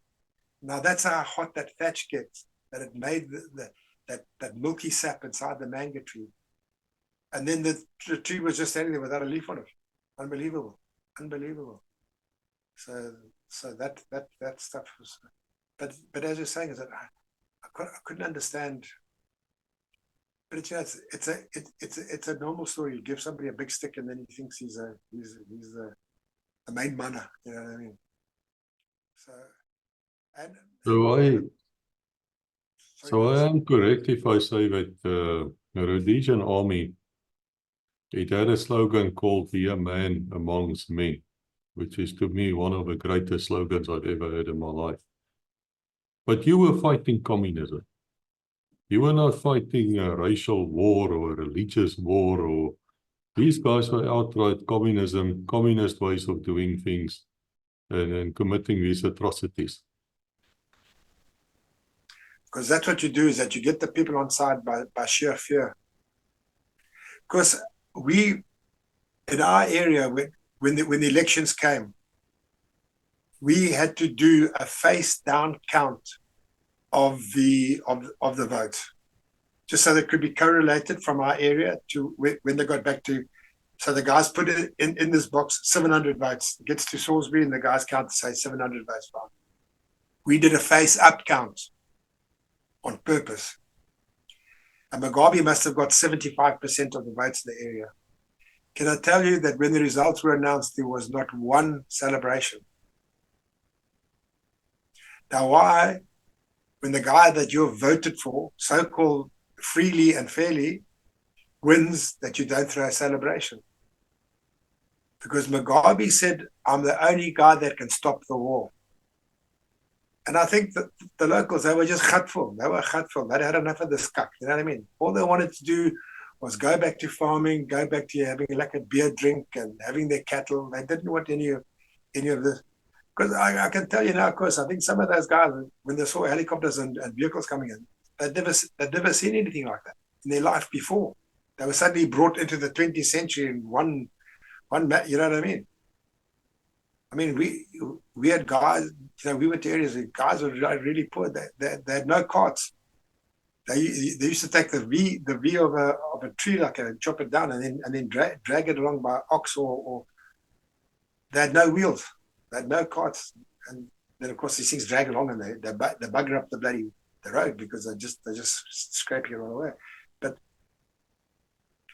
by the same token, they were happy, because they were happy. That was their life. That's what they wanted. And then suddenly these guys come, oh, you must do this and vote. So vote? What the hell is voting? You know what I mean? Because, I mean, they had their chieftains, and so they weren't worried about that. But as I said to you, I mean, because we operated a lot of black soldiers. I mean, I have the highest respect for RAR, the Rhodesian African Rifles. Some of those guys were, they were good soldiers. They were good, hard, bloody buggers. Tell you what. And I mean, even in my area in Salisbury, we had a black doctor and a black university professor living there. Why would it bother me? These guys were educated. You know, this is what Smith tried to do. He said to Wilson, give us time. We will bring the guys up, because there was a qualified franchise in Rhodesia. Okay. And what he said, let's not disenfranchise those people. But I mean, of course, I'll give you a perfect example. When these guys were voting, we had the monitoring forces out, and we had the British bobbies. And the British bobbies were there in their full uniforms, standing at wherever the voting was taking place. And this one British bobby came to me, or Chris Sumner, and he actually said to me, I can't believe it. These people are illiterate, but they're allowed to vote. And I said to him, Chris, this is what we've been trying to tell you guys. Give us a chance to get these guys up to speed, so they can make proper choices. Bring them in slowly but surely. Show them how to govern, and then let's have a, Rhodesia could have been an absolute rainbow nation, the original rainbow nation, because of course there was so little animosity between the blacks and the whites. I mean, I would see something funny happening in the street, and I'd burst out laughing, and I could see the black guy next to me as well. He was also found that funny, and he would be laughing, and we would both look at each other, and we'd have a giggle together. You know what I mean? It wasn't a case of like, hey, what are you laughing at? You know what I mean? That's not funny. You know? It wasn't like that at all. And I mean, all the farmers. I mean, all the farmers could speak an indigenous language. They all they relied upon their, you know, because I mean, you can't expect people to work for you if you can't speak their language, you know. And this is the thing. I mean, the RLI especially, they had their own language. It was, you know, because I mean there was a lot of Afrikaans people, so there was, I mean, they were always known as the Owns, or you Oaks, you know what I mean, you Oaks, you Owns, and everything was always XA. Like the bloke would say boo, boo XA, another guy would say skrik XA. So it was, but I mean, you know, we had our own language. I mean, I remember when I first arrived in South Africa, and I went into a greengrocer with my friend who had been in Zulu Scouts, Gerard Fasaki, like I was telling you about, and I saw sweet potatoes there, and I said, "Hey, Changamiri," which means friend. I said, "Hey, Changamiri, kongeralo," which means look at these. Remember when we used to gotcha these in the Gungan? Remember we used to cook these in the bushes? Eh? And all these people in South Africa, they're like, what the hell is this bloke talking about? But that was the way we spoke. We spoke in Rhodesia. It was a mixture of Ndebele, Shona, Afrikaans. It was every, you know, it's like you say. So often you would say something in Afrikaans, and the bloke would, yeah, you use an Afrikaans word, and the bloke says, what does that mean? Well, I don't know. I don't know what the English translation is, but it just fits, you know. It's like, to me, the word drankwinkel, I think that's one of the most brilliant words in Afrikaans, besides ongelooflik. Ongelooflik is something else. But, I mean, when you talk about a bottle store, it could be bottles of what? Bottles of mayonnaise, bottles of tomato sauce. But a drankwinkel, you know exactly what a drankwinkel is. a drink shop, you know what I mean? So people don't realize how descriptive Afrikaans actually is. And like I'm saying, we you know, like, are we going on a jol? It wasn't a party, it was a jol. We're going on a jol. You know, it was just, but I mean, you know, there were so many Afrikaans speaking people there. And then, of course, the funny thing is that Afrikaans speaking people from Rhodesia would go down to South Africa, and because Afrikaans was changing all the time, it was growing. These guys were still like talking in 1953 Afrikaans, because that's the way their parents had taught them. So all their relatives and like, where the hell are you? What are you? Are you a plaasjapie, or what the hell are you? You know what I mean? You're talking like a burkie, you know? So, yeah. But I mean, I tried to explain to Rebecca the other night the meaning of gooi milies. How do you translate gooi milies? I said, it is gooi milies. And she's like, oh, what are you talking about? And then for those who don't know, it means to go fast, go quickly. But you can't translate that. It's just not possible. No. It's like, yeah, if somebody says, you know, a good-looking woman walks past you say, unbelievable. But if you say after, ongelooflik, you know what I mean? You know it's unbelievable. And but you know, like we would, it was common there to say, man, yeah, man, they praat kak, man. You know what I mean? I mean, even amongst English-speaking people, it wasn't, you know, you talk shit. There was, yeah, you praat kak, man. When you praat kak, man. You know, so it was, and the language was a complete mismatch of everything. I mean, like I say, we used to call the bush the Gungan or the Shatin. Your friends were your Shamaris or your Changamiris. And then we used to say things like, we used to meet up Gunjani, which is like hello. Yeah. Gunjani Nyamazani, which means hello, wild animal. You know, Nyamazan is a wild animal. So. And I mean, you know, guys used to say, man, let's have some nyama. Yeah, that was meat. So you had this crazy thing, and you know, the other thing as well, what the communists didn't want, because they wanted to have a Saigon type thing where the liberating forces would do this victory parade down. So the Lancaster House Agreement wasn't quite what they wanted, because they wanted to be able to show the Western world how, you know, how the communists had won. So they never got that. Same with Southwest Africa, they never got their liberation, their freedom march, their victory march through Windhoek River, and so. But I think one of the saddest things, Chris, is that the Western world. I mean, I'm seeing it here. I'm glad you mentioned the Western world, because one of the things we found in Angola and even in South Africa was a lot of Western aid to these people, which we were called terrorists and today the honorable members of parliament. I was about to roll my eyes, but I rather will not before I'm in trouble.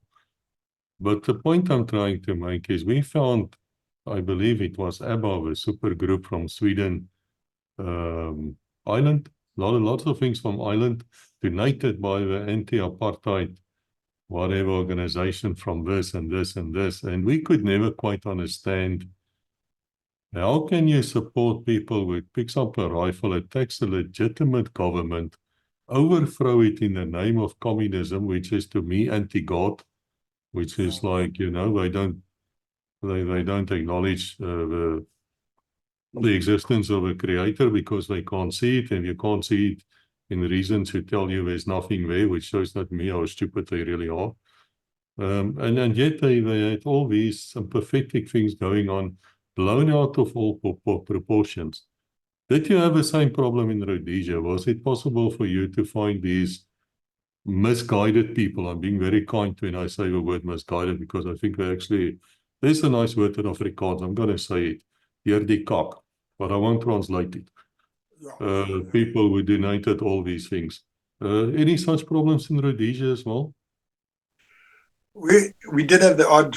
I mean, I remember the one time I was quite annoyed because I had long hair and a beard, and we had a very good major who didn't give two hoots as long as we did our job. And I was walking through shopping center, and this big fat hippie woman gave me a white feather, and I kind of thought, well, it was a gift. And then I remembered that I think it was in the First World War that they used to give these white feathers out. It was considered to be an act of cowardice. So in other words, so I thought just because I had long hair and a beard, that suddenly made me a conscientious objector. There were, of course, there were a few. Yeah, I mean, I did meet some liberals. I actually even had a guy in the bush with me. University, believe it or not, he was an ichthyologist, studied fish, and of course he had gone to University of Rhodesia with a government grant, and he said, no, these guys are fighting for their freedom, and I believe in what they're doing. And I'm only in the army because I have to go, because I've been called up. So I just made sure that guy wasn't in my stick. I didn't want. Coach, you also get guys who whinged and moaned. My attitude was that if you're being called up, do the best. You're there. You can't change the fact that you're there. Do the best that you can do. I mean, I learned all the tricks to stay alive, because like for instance, when you scan the bush, you don't scan from left to right, because that's the way that you read. And people speed read, so they skip things. You scan from right to left. Then you scan close, because that's where the immediate danger is. Then you scan the middle distance, and then you scan the far distance. Just things that I learned how to shoot very, very well. I mean, we used to shoot with a shotgun. One shot and there was a duck or a guinea fowl. I never ever missed. But how can you miss with a bloody? Used to shooting with a tiny little 7.62, and so I kept all those things because I wanted to stay alive. Because if I'm going to, if I made a mistake in my civvy job, it might cost my company money.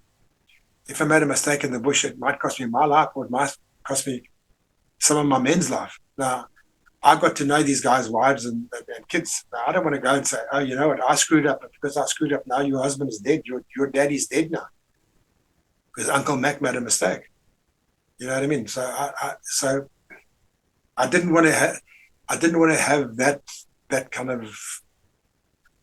So I tended to pick people in my stick. Okay, a lot of occasions you couldn't. You were just given people. But very often I would try and weed out the guys who were either like perennial moaners, you know, because it doesn't do anybody's morale good when you've got some guy moaning and bitching about don't want to be here, I'd rather be with my girlfriend and stuff like that. But as I said, you did have the odd guy, but shall we call them liberals? I mean, because I could have gone to university, but I just thought I can't let my folks pay all this money, or I'd have to get a government grant, and then it would mean working for the government to repay the loan at some loaning. So, well, you're being paid less because that's how they're taking off the difference for the loan, and so I'm not a stupid guy. I'm not averse to university education, but most of that, the guys who sided with the opposition. And as I was saying, if you took these people around and said, okay, look what they've done to their own kind. Now, why, if they are liberators, if they are fighting for freedom, why are they doing this to their own kind? So that's, you know, I mean, look at the political commissars in the Second World War. They were there that if any guy turned around and came back, they were shot. You'll keep on going forward, they were, you know. So that's how communism works. And the other thing as well is that, as I said, is that Rhodesia, it wasn't a mineral-rich country, but South Africa was. As far as I'm concerned, Rhodesia was just a stepping stone, because South Africa was the actual jewel. And when you look at the type of equipment that you guys had against you, you can see that they were, you know, what FAPLA had, MPLA, should I say, what they had against you guys. You know, that is, you can see that the Russians were getting very, very worried about can we gain this, because of course Mugabe was backed by the Chinese, and Nkrumah was backed by the Russians, so they made a bit of a mistake there. But that brings me to an interesting point, which I would like to hear your comments on. It seems to me that the terrorism has sort of evolved, but at the same time they were trying their own tactics all the time. If you look at the invasion of South Vietnam by North Vietnam, that was totally conventional when the end came. And then would you believe, and this is what my looking into it, what I found out, my research, is that Nkrumah was planning the same thing. You were talking about the March of Victory in Windhoek, or let's say Bulawayo or Salisbury. They were also planning that to come across in a conventional attack. And I believe South Africa gave you or made available some tanks to you, which we sort of confiscated from a French ship, which you then would have used. Do you know anything about the plans of stopping that invasion? It never happened, but they were definitely holding back to come to do this thing, this conventional attack on you. It came very close to happening. They actually tried to cross at Victoria Falls. Now, we had mined the bridge. We had anti-tank, because they knew that the rail and road bridge, that was an important thing. So they were trying to cross above the falls in large inflatable boats. And in Nkrumah's guys, they were all dressed up in uniforms. They all had boots on. They were, you know. And what they were to do was that they were to do a flanking attack and come and take out the protection, so they could get all the vehicles, because they were actually loaded. They were on the railway trucks in Zambia, and unfortunately they got, I reckon, between 400 and 500 of them got taken out. They got an absolute hiding of that. But what we call a snot squirt. They got a good clap. and the problem was that they had identified landing points on the banks of the Zambezi, so their crossing point was the same place. So the Rhodesians, the guys zeroed in. They had we had anti-tank weapons, 110 recoilless or 106 recoilless rifles, and it became a bit of a duck shoot, because there was quite a lot of forces. But from what I gather, the intelligence wasn't really all that good on when this thing was going to start. You know what I mean? So I wouldn't quite say the guys were caught unaware, but there was there was Grey Scouts there was independent company, there were mortars, there was armored cars were there as well, because we had the Panhards from South Africa. We got so much support from South Africa. I mean, as far as I know, P.W. Botha, when he was Minister of Defense, he said anything that crosses the border into Rhodesia gets written off our inventory. So all those 6-cylinder Land Rovers and stuff like that Rhodesia ended up with. I mean, I remember when we were up at Kariba doing our national service, first patrol we went out with, helicopter patrol, was Rhodesian Air Force, and then after that it was SAP. But, okay, and they crashed the helicopter at up at the heights. They were bringing back our relay guys, and I don't know if it was the slope of the ground or something, or the wind blew or something. The guy wrecked the helicopter. Anyway, they took it by road transport to back south, and we were sitting playing volleyball at the Kariba Airport, FAF 2, as Forward Airfield 2, as it was known as. FAF 1 was wanky, and this big Hercules comes, big Frosty, and these guys get out, and they've got what we call bird shit. They are big brass. Eh? They come up, and this Air Force guy says, "Jar, can I help you?" Bloke says, "Jar, we had to pick up that chopper." Guy said, "No, man, that thing buggered off last week by road transport." Bloke said, "Oh, okay, thanks." I got back in the Frosty, and I to this day, because those guys said, "We're going up to pick up." They knew they'd come down by road. We're going up, and they went to Vic Falls. First of all, had a look at Vic Falls. Then they came to see Kariba. I think those guys were just in a jolly. They were on a joll. They were having a joll. But as I'm saying, so we had the SAP, the so-called SAP guys. Yeah, we flew a lot in the beginning of the war with those guys. But the one day at Kariba, we're having. These two guys are having a drinking competition. It's a pilot and the tech. Now, we don't know. These guys are then in SAP camouflage. And we're just sitting having a dop there. And these two guys are having down-downs.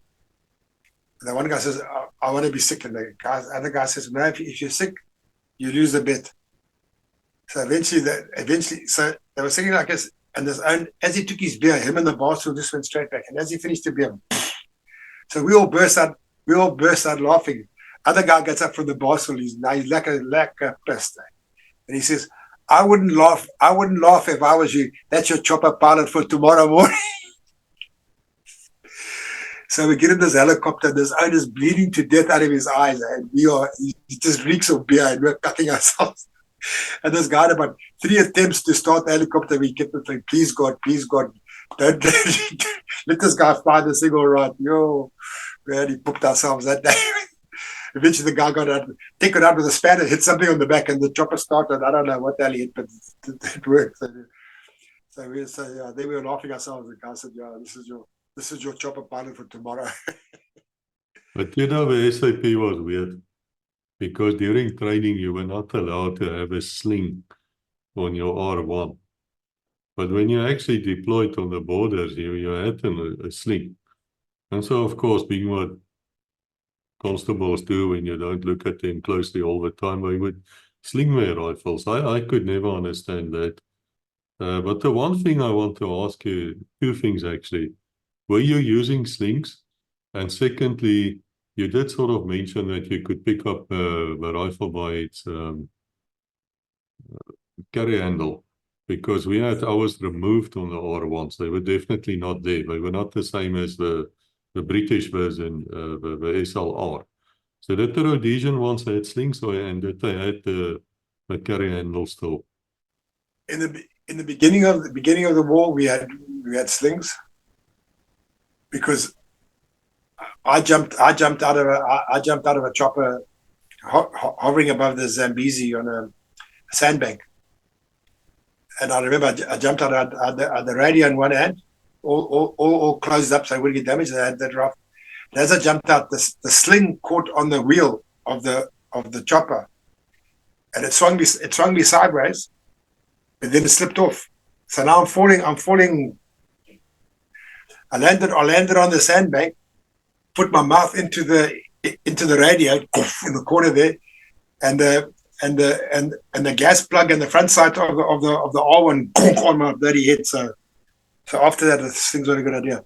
But because when the weapon was camouflaged, the carrying handle was cut off, and the swivel from the front was removed, and because it would clink. So that was done for noise purposes, and also so that you wouldn't carry the weapon, because the weapon, when you're in the operation, the weapon was meant to be carried virtually at the ready, shall we say? You know what I mean? Yeah, but that came out of Vietnam, I believe, because we intercepted some training documents. And of course, once again, the terrorists were speaking to each other. They were training each other. And therefore, we knew they were looking for a black stick, which was what they described the M16. So you people then camouflaged your R1. So I know the R4 was brown. It wasn't the black of the R1, which is interesting. So do you think it was that reason, or was there another reason why you started camouflaging them? I think it could have been that because it's an all black. You know, when you're in the bush, there's two things you look for.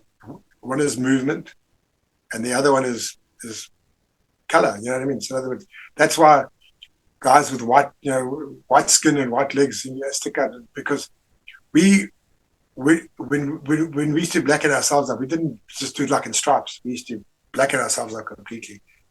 If you wanted to wear shorts, you had to blacken your legs up as well. So it was as simple as that. So I used to wear camouflage camouflage shirt, with a buttoned long sleeve camouflage shirt, and then just be my hands and my face, my throat would be blackened up. Guys, I said, "Oh, why didn't Fire Force blacken up?" I said, "Because the guys could see them coming in. Could see them coming in. Come out the helicopter, you know." So there's no need. And also, I know this sounds terrible, but for identification purposes as well. Yeah, I understand that, because one side is predominantly white and the other one's predominantly black. But did you add like day glow in the inside of your bush hats? Because we could turn ours upside down, and then the chopper people presumably could see us. What I used to use, because I had a floppy hat made from some old material of mine, because that day glow patch was like diamond shaped. That was into our caps. But the thing is that the bush was so thick, half the time I'd take my map out and search my map, say the guy, because the guys couldn't miss it. It's a huge big, once you open the map out. I mean, we had the same thing where we had a scene, and KCOR came in and said, because these guys had taken off, we'd done an assault on a village, and there was about 30 guys in this village. We thought there was only about 10 or 12. But another two groups had come and joined them, so there was about 36, I think, in total. And these guys took off, and this guy was trying to give a compass reading to the chopper pilot. And all I did is I took my map out like this. I said to the guy, "Can you see the guy standing by the map?" The guy said, "Yeah." And I took my R1 like this and I put it on my head and I said, "They went that way." And the chopper pilot said, "Thanks very much." You know, to make life easy. You know what I mean? Because unless the chopper pilot can identify you standing with a compass, because if he's flying over here, that compass bearing is a totally different bearing. If he takes the same bearing, he's going to just fly parallel with where you are. So I just went the quickest way. And you know, I mean, look, I mean, obviously when guys are coming into the, I mean, I do know of same story. Guys were blackened up. They were due to go into Mozambique. It was SAS because it was a brother of a friend of mine, and there was a big incursion in.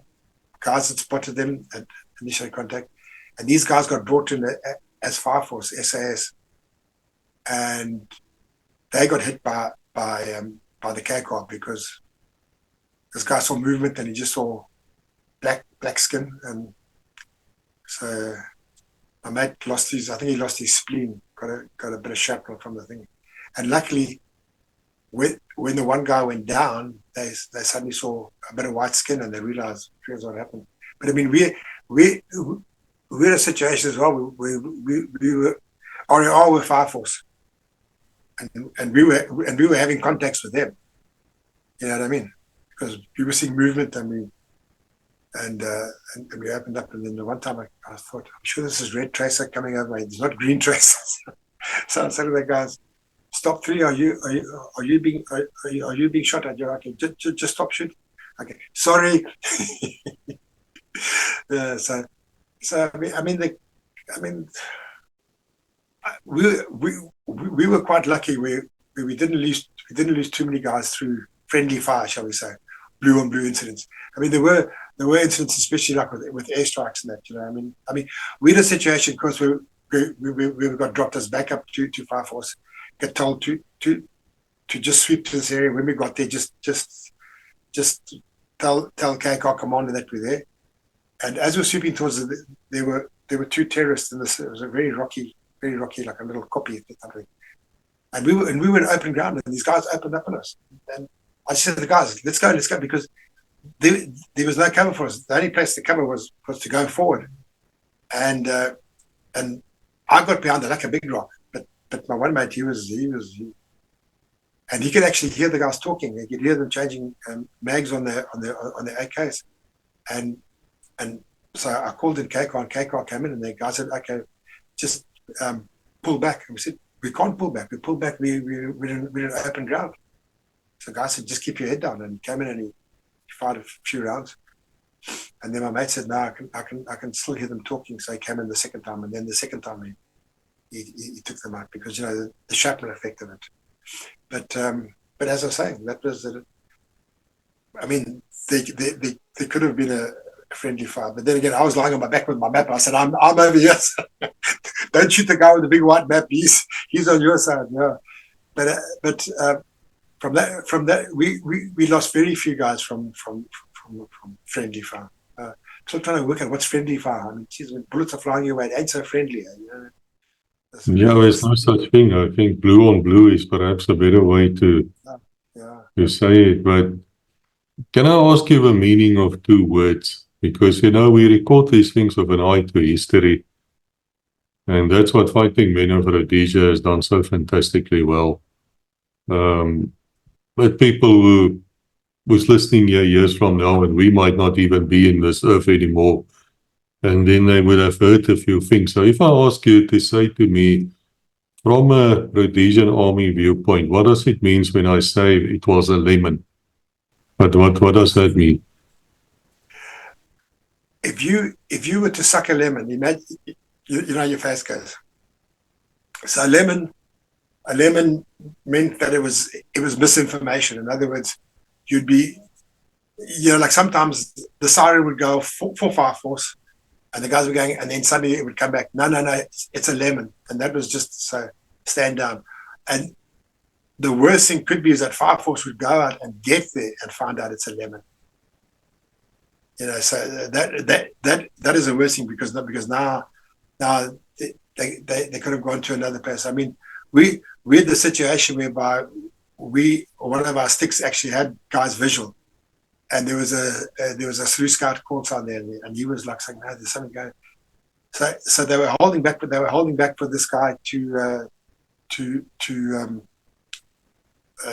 for the Sulu Scout guy, because we were just territorial army. We went, and at the end of the day, this guy, what he had was that he had what we call a demo, an axe. He was carrying it over his shoulder, and the head of the axe looked like a magazine of an AK. So the Sulu Scout guy thought, and so now our guys disappeared into the setting sun, and our force were waiting to go another thing. But that was a very, very widely used say, it's a lemon. You know what I mean? Okay, and if you say the word external, external was outside of the borders of Rhodesia. So basically, you went into Zambia, went into Botswana, went into Mozambique. So like 90% of SS. I saw SS towards the end of the war in Umtali, and I couldn't believe it. That was the first time, because I knew that they were external just about their whole life. Scouts, about the only time Scouts did internals was through pseudo operations when they were acting as pseudo tours. So most of Scouts was external. Botswana wasn't too bad, because Karma was Ian Karma. They weren't as open as Kunda was and Michelle was to having bases there. I think Michelle. I mean, we know Michelle, and we know that Kunda both got Nkoma and Mugabe to the conference table, because their country was getting stuffed up. You know what I mean? We operated. When I did a recce course, we had Charlie Small, captain. He was an engineer, and he did our DEMS course. And he had 2 degrees. He had a degree in engineering and a degree in chemistry. And he said to me, "If you know how to build the bridges, then you'll know where the weak point is, and so therefore you know how to blow them.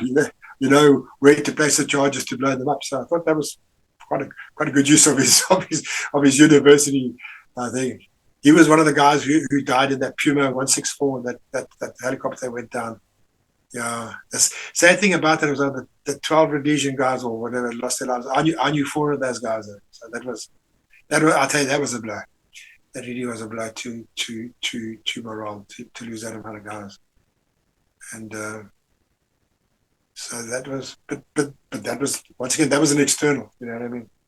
But I mean, a lot of those externals. I mean, if you listen into Andre Skeepers of SAS, I mean, they were taken in by South African strike force boats. You know what I mean? So I mean, we would have really been buggered without South Africa. Foster sold us down the road. PW was a big supporter, because that's what he said. He said, "Let's use Rhodesia as a buffer, give them as much support as possible, and stop," because he knew that once Rhodesia went, then the next place was going to be South Africa. So that was a scheme of things, yeah. is it true that SAS became known as Super or Supers, something like that, a nickname? Yeah, might have been. Scouts were known as the walking armpits. And I suppose that was said respectfully. So, yeah. I mean, the guys. I mean, there was I mean, I knew a lot of guys in SAS, a lot of guys in Scouts, and I mean, you know, I can agree with you. It was only through fighting men in Rhodesia that I really, because you never heard what the guys were doing. The guys, you know, you kept you didn't hold it was definitely hold your back. You know what I mean? You didn't open your mouth. I mean, this is what amazes me. We were told straight off, right? You take a camera into the bush, you will be charged. And then I see all these regular guys who've got hundreds of photographs of themselves, and I'm like going, I've got no photographs of me, even in army kit, because we were told cameras, no. You have special branch will come around and I remember when we were doing a national service at Kariba, guys, and we'd go swimming Kalgat in the Zambezi. And then we'd go up to the local chemist shop at the top of the heights and had the film developed. So I'm sure all those ladies working there, they must have because I checked that. I remember that one day we were playing touch rugby in the Zambezi, and there was a hunting camp further down, and the ladies were coming up in a boat. So they're coming up, and we're all kalgat in the Zambezi there, and the water's up to about our ankles, our knees. So we say to the loot, "What should we do, sir? Look at all these." Said, "We were here first. Bugger them, they can go." So we just carried on playing touch rugby and the thing. But I remember as well the loot the first time we were playing in the Zambezi. So the loot comes down and says, "Okay, you guys, very good. I see you've got the machine gunner standing guard for you guys." I said, "No, he's not for the terrorists. He's for the bloody crocodiles." We're not worried about the terrorists. We're more worried about getting taken. We used to call them flat dogs because that's what they look like. Look like a low flat dog. And I say lemons, and then of course a rev was a contact. Or if you revved somebody, or you could get revved and you could rev them back. So that was also another thing. And as I said, contact, which is just basically a firefight. Because that's how you'd come over the radio and you just shout contact, and then all other transmission would cease, so that you could give your transmission then had priority over everything. But I remember we were having a punch up at one time. This guy, he ended up in Part 2. He was such a nice guy, and they said that he suffered from epilepsy, so he couldn't go into the army. This is the calmest guy I've ever had. Now, we're having a contact. I'm having the living shit out of me, and I hear, hello two. This is 2-1 Bravo. So Black Sea 2-1 Bravo go. Yeah, 2-1 Charlie and ourselves are having a contact with about just wait one. Hello Mac, how many guys you reckon there are? I reckon Cliffy, there's about 80. Roger, 2-1 Charlie confirms that it's about 18 tours we're having a contact with. This guy was like, would you like a Coke, or like he was just so calm and I'll tell you what, he was an amazing guy, very, very nice guy. And in fact, you know what, that's the type of guy that you need in a contact, a guy who calms down, because yes, some other guys would there were guys that would press the pressel switch and then not let go. They'd like freeze. So now base is trying to get back to them and nobody can transmit, you know what I mean? So I always say there's two things in the army which struck me. And the one was the pure aggressiveness of the armored people. They wanted to cross a river or go and attack something. There's just nothing to keep them back, these mechanized people. They just all balls and all glory, man. They like Patron. They're going to just storm. And the other thing that also struck me was the pilots, especially the gunship pilots, getting obnoxious if they don't get their target indicators quite quickly. I recall one guy just kept on saying, just flew above me, and he was like, after a while, he almost appealed to anybody, just slap this guy and take over the radio, because we have only that much fuel, we can't. You need to tell them what to do, because those chopper pilots don't want to land without reason. I mean, they want to go back to their cold beer waiting there at the base. Just joking now, I know Fossey would be listening here. So, but yeah, radio comms are actually very important. But would you believe, Callum, we've been speaking 2 hours now and 10 minutes. So we will have to stop now, because our computers will not be able to do more. But you'll have to come back because I'm long not done with you. I think we can really speak in the next episode, and perhaps we should invite someone, one of our audience, to come with. And if we have any questions about the Rhodesian army in general, but perhaps you can answer that for us, I would be most grateful. I tell you, there's a guy called Tony Ballinger. Chris, I'll give you I know his him. number. He, do you know him? Yeah, and he was at Vic Falls when Combs Lot trying to come across. Yeah, he was there. Yeah, we need to get hold of Tony. I will get hold of him. You can do so too. And we also need to speak about the two words which to me summarize Rhodesia, and it's called green leader. And if people don't know what I mean, perhaps you can give us in just a minute or two what is about green leader, which is one of the greatest incidents in any war. The funniest transmission from that was when Air India Boeing came into land, and he was talking to Lusaka Control, and then he said, "Who's in charge here?" And the guy just said, "I think it's the Rhodesians," because he had to clear it because they said, any flight we see in your airspace, we will shoot it down. And the air traffic controller said, "I think it's the Rhodesians, better ask them." Yeah, I have to give credit to that air controller, actually. That guy actually did very well. If you think about it, I mean, he stayed calm, he controlled everything. And I have to say that Air India flight crew also became very friendly after that message. They were not like arrogant at all. Well, I think if you've got a plane load of civilians and somebody's threatening to shoot you down, I think you might be a little bit civil in your conversation with them. Yeah. I was astonished when I spoke to SDFRE, my friend from OneRec, who of course was totally involved with operations there in Mozambique, which I think you people call the Eastern Front. And they were doing the recce operations, the SAS were this site, and they were running a mock there. And he said to me, they were actually on standby for that raid. They didn't go, but they were on standby to assist. And that I never knew. That I haven't read in any book. So if anybody knows something about that, we would like to know. And Ballinger, of course, is more than welcome here.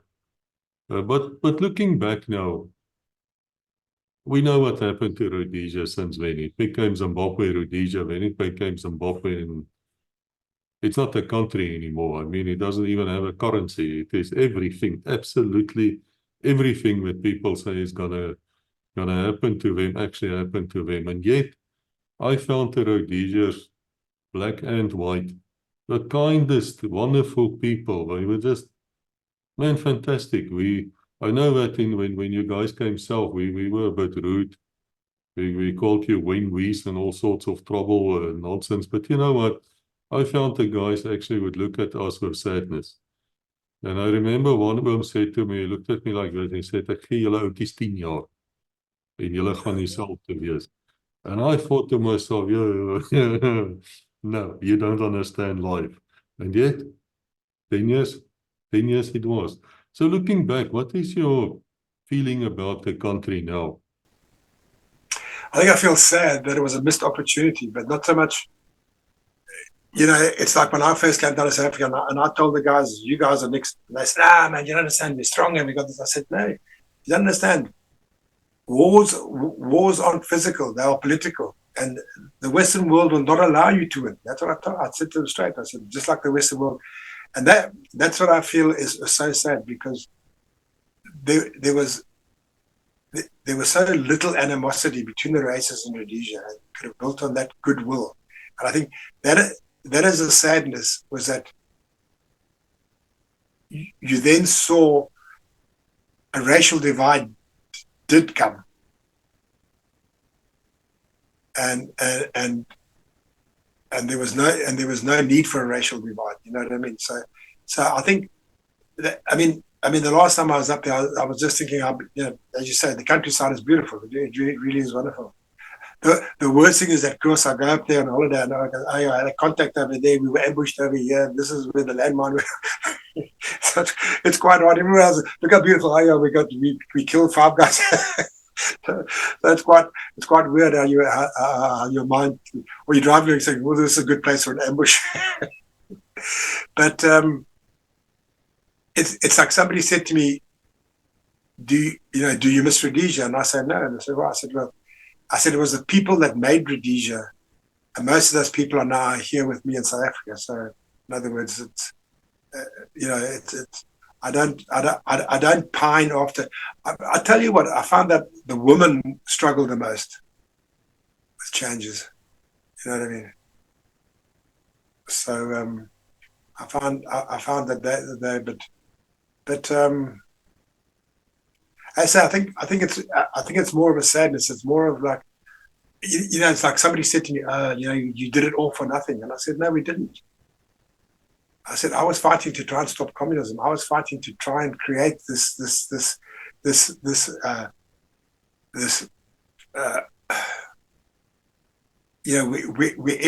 everybody had a democratic vote, and you weren't just told who will be the boss, and it was just thrust upon you.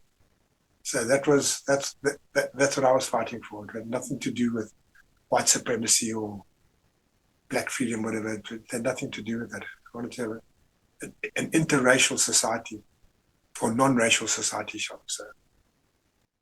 Do you find that people in Europe actually understand what you just said to me, or do they have no clue?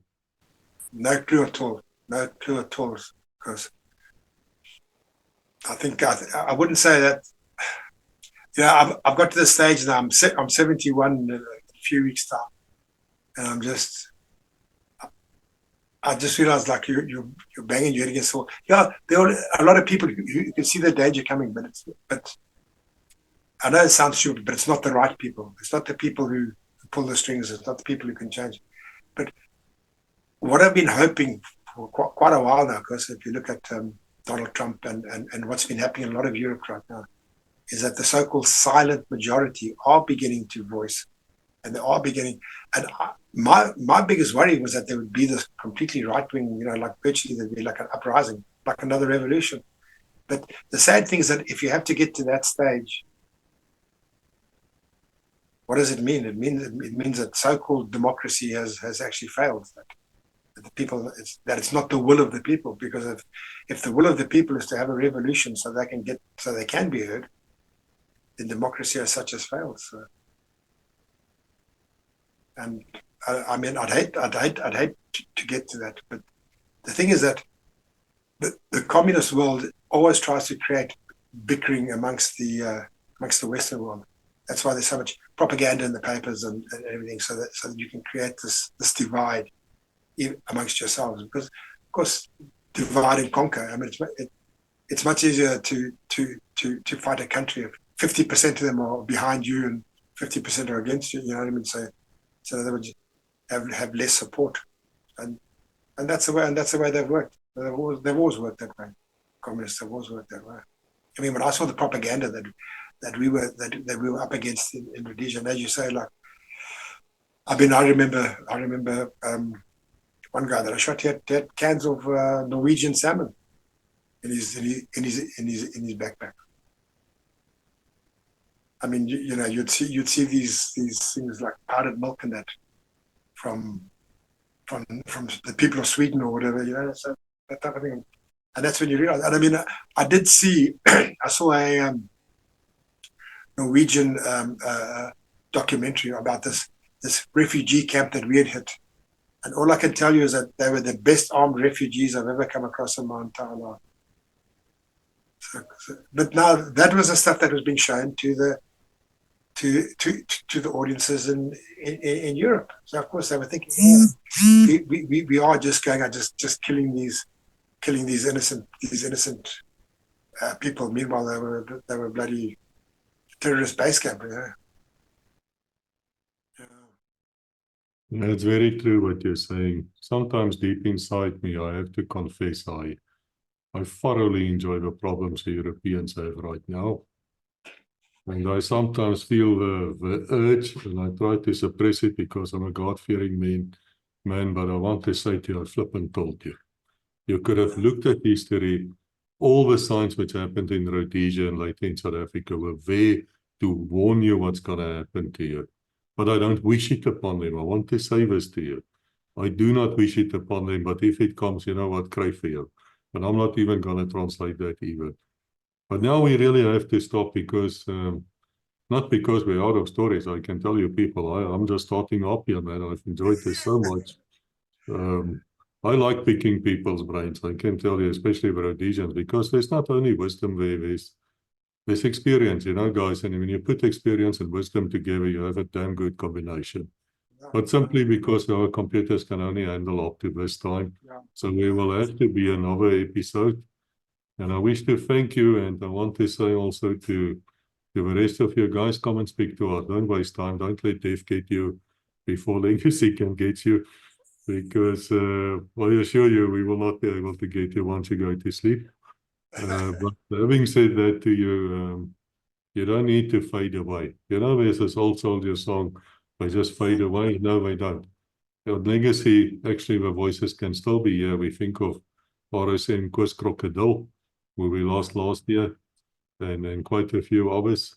And so let me end this by, like always, I say to you, until we meet again, God bless you all. Chris, dankie and thank you for all the stuff that you are doing. You're doing a great job. Thank you, sir. Thank you for watching. Please like, subscribe, and ring the bell to receive notifications.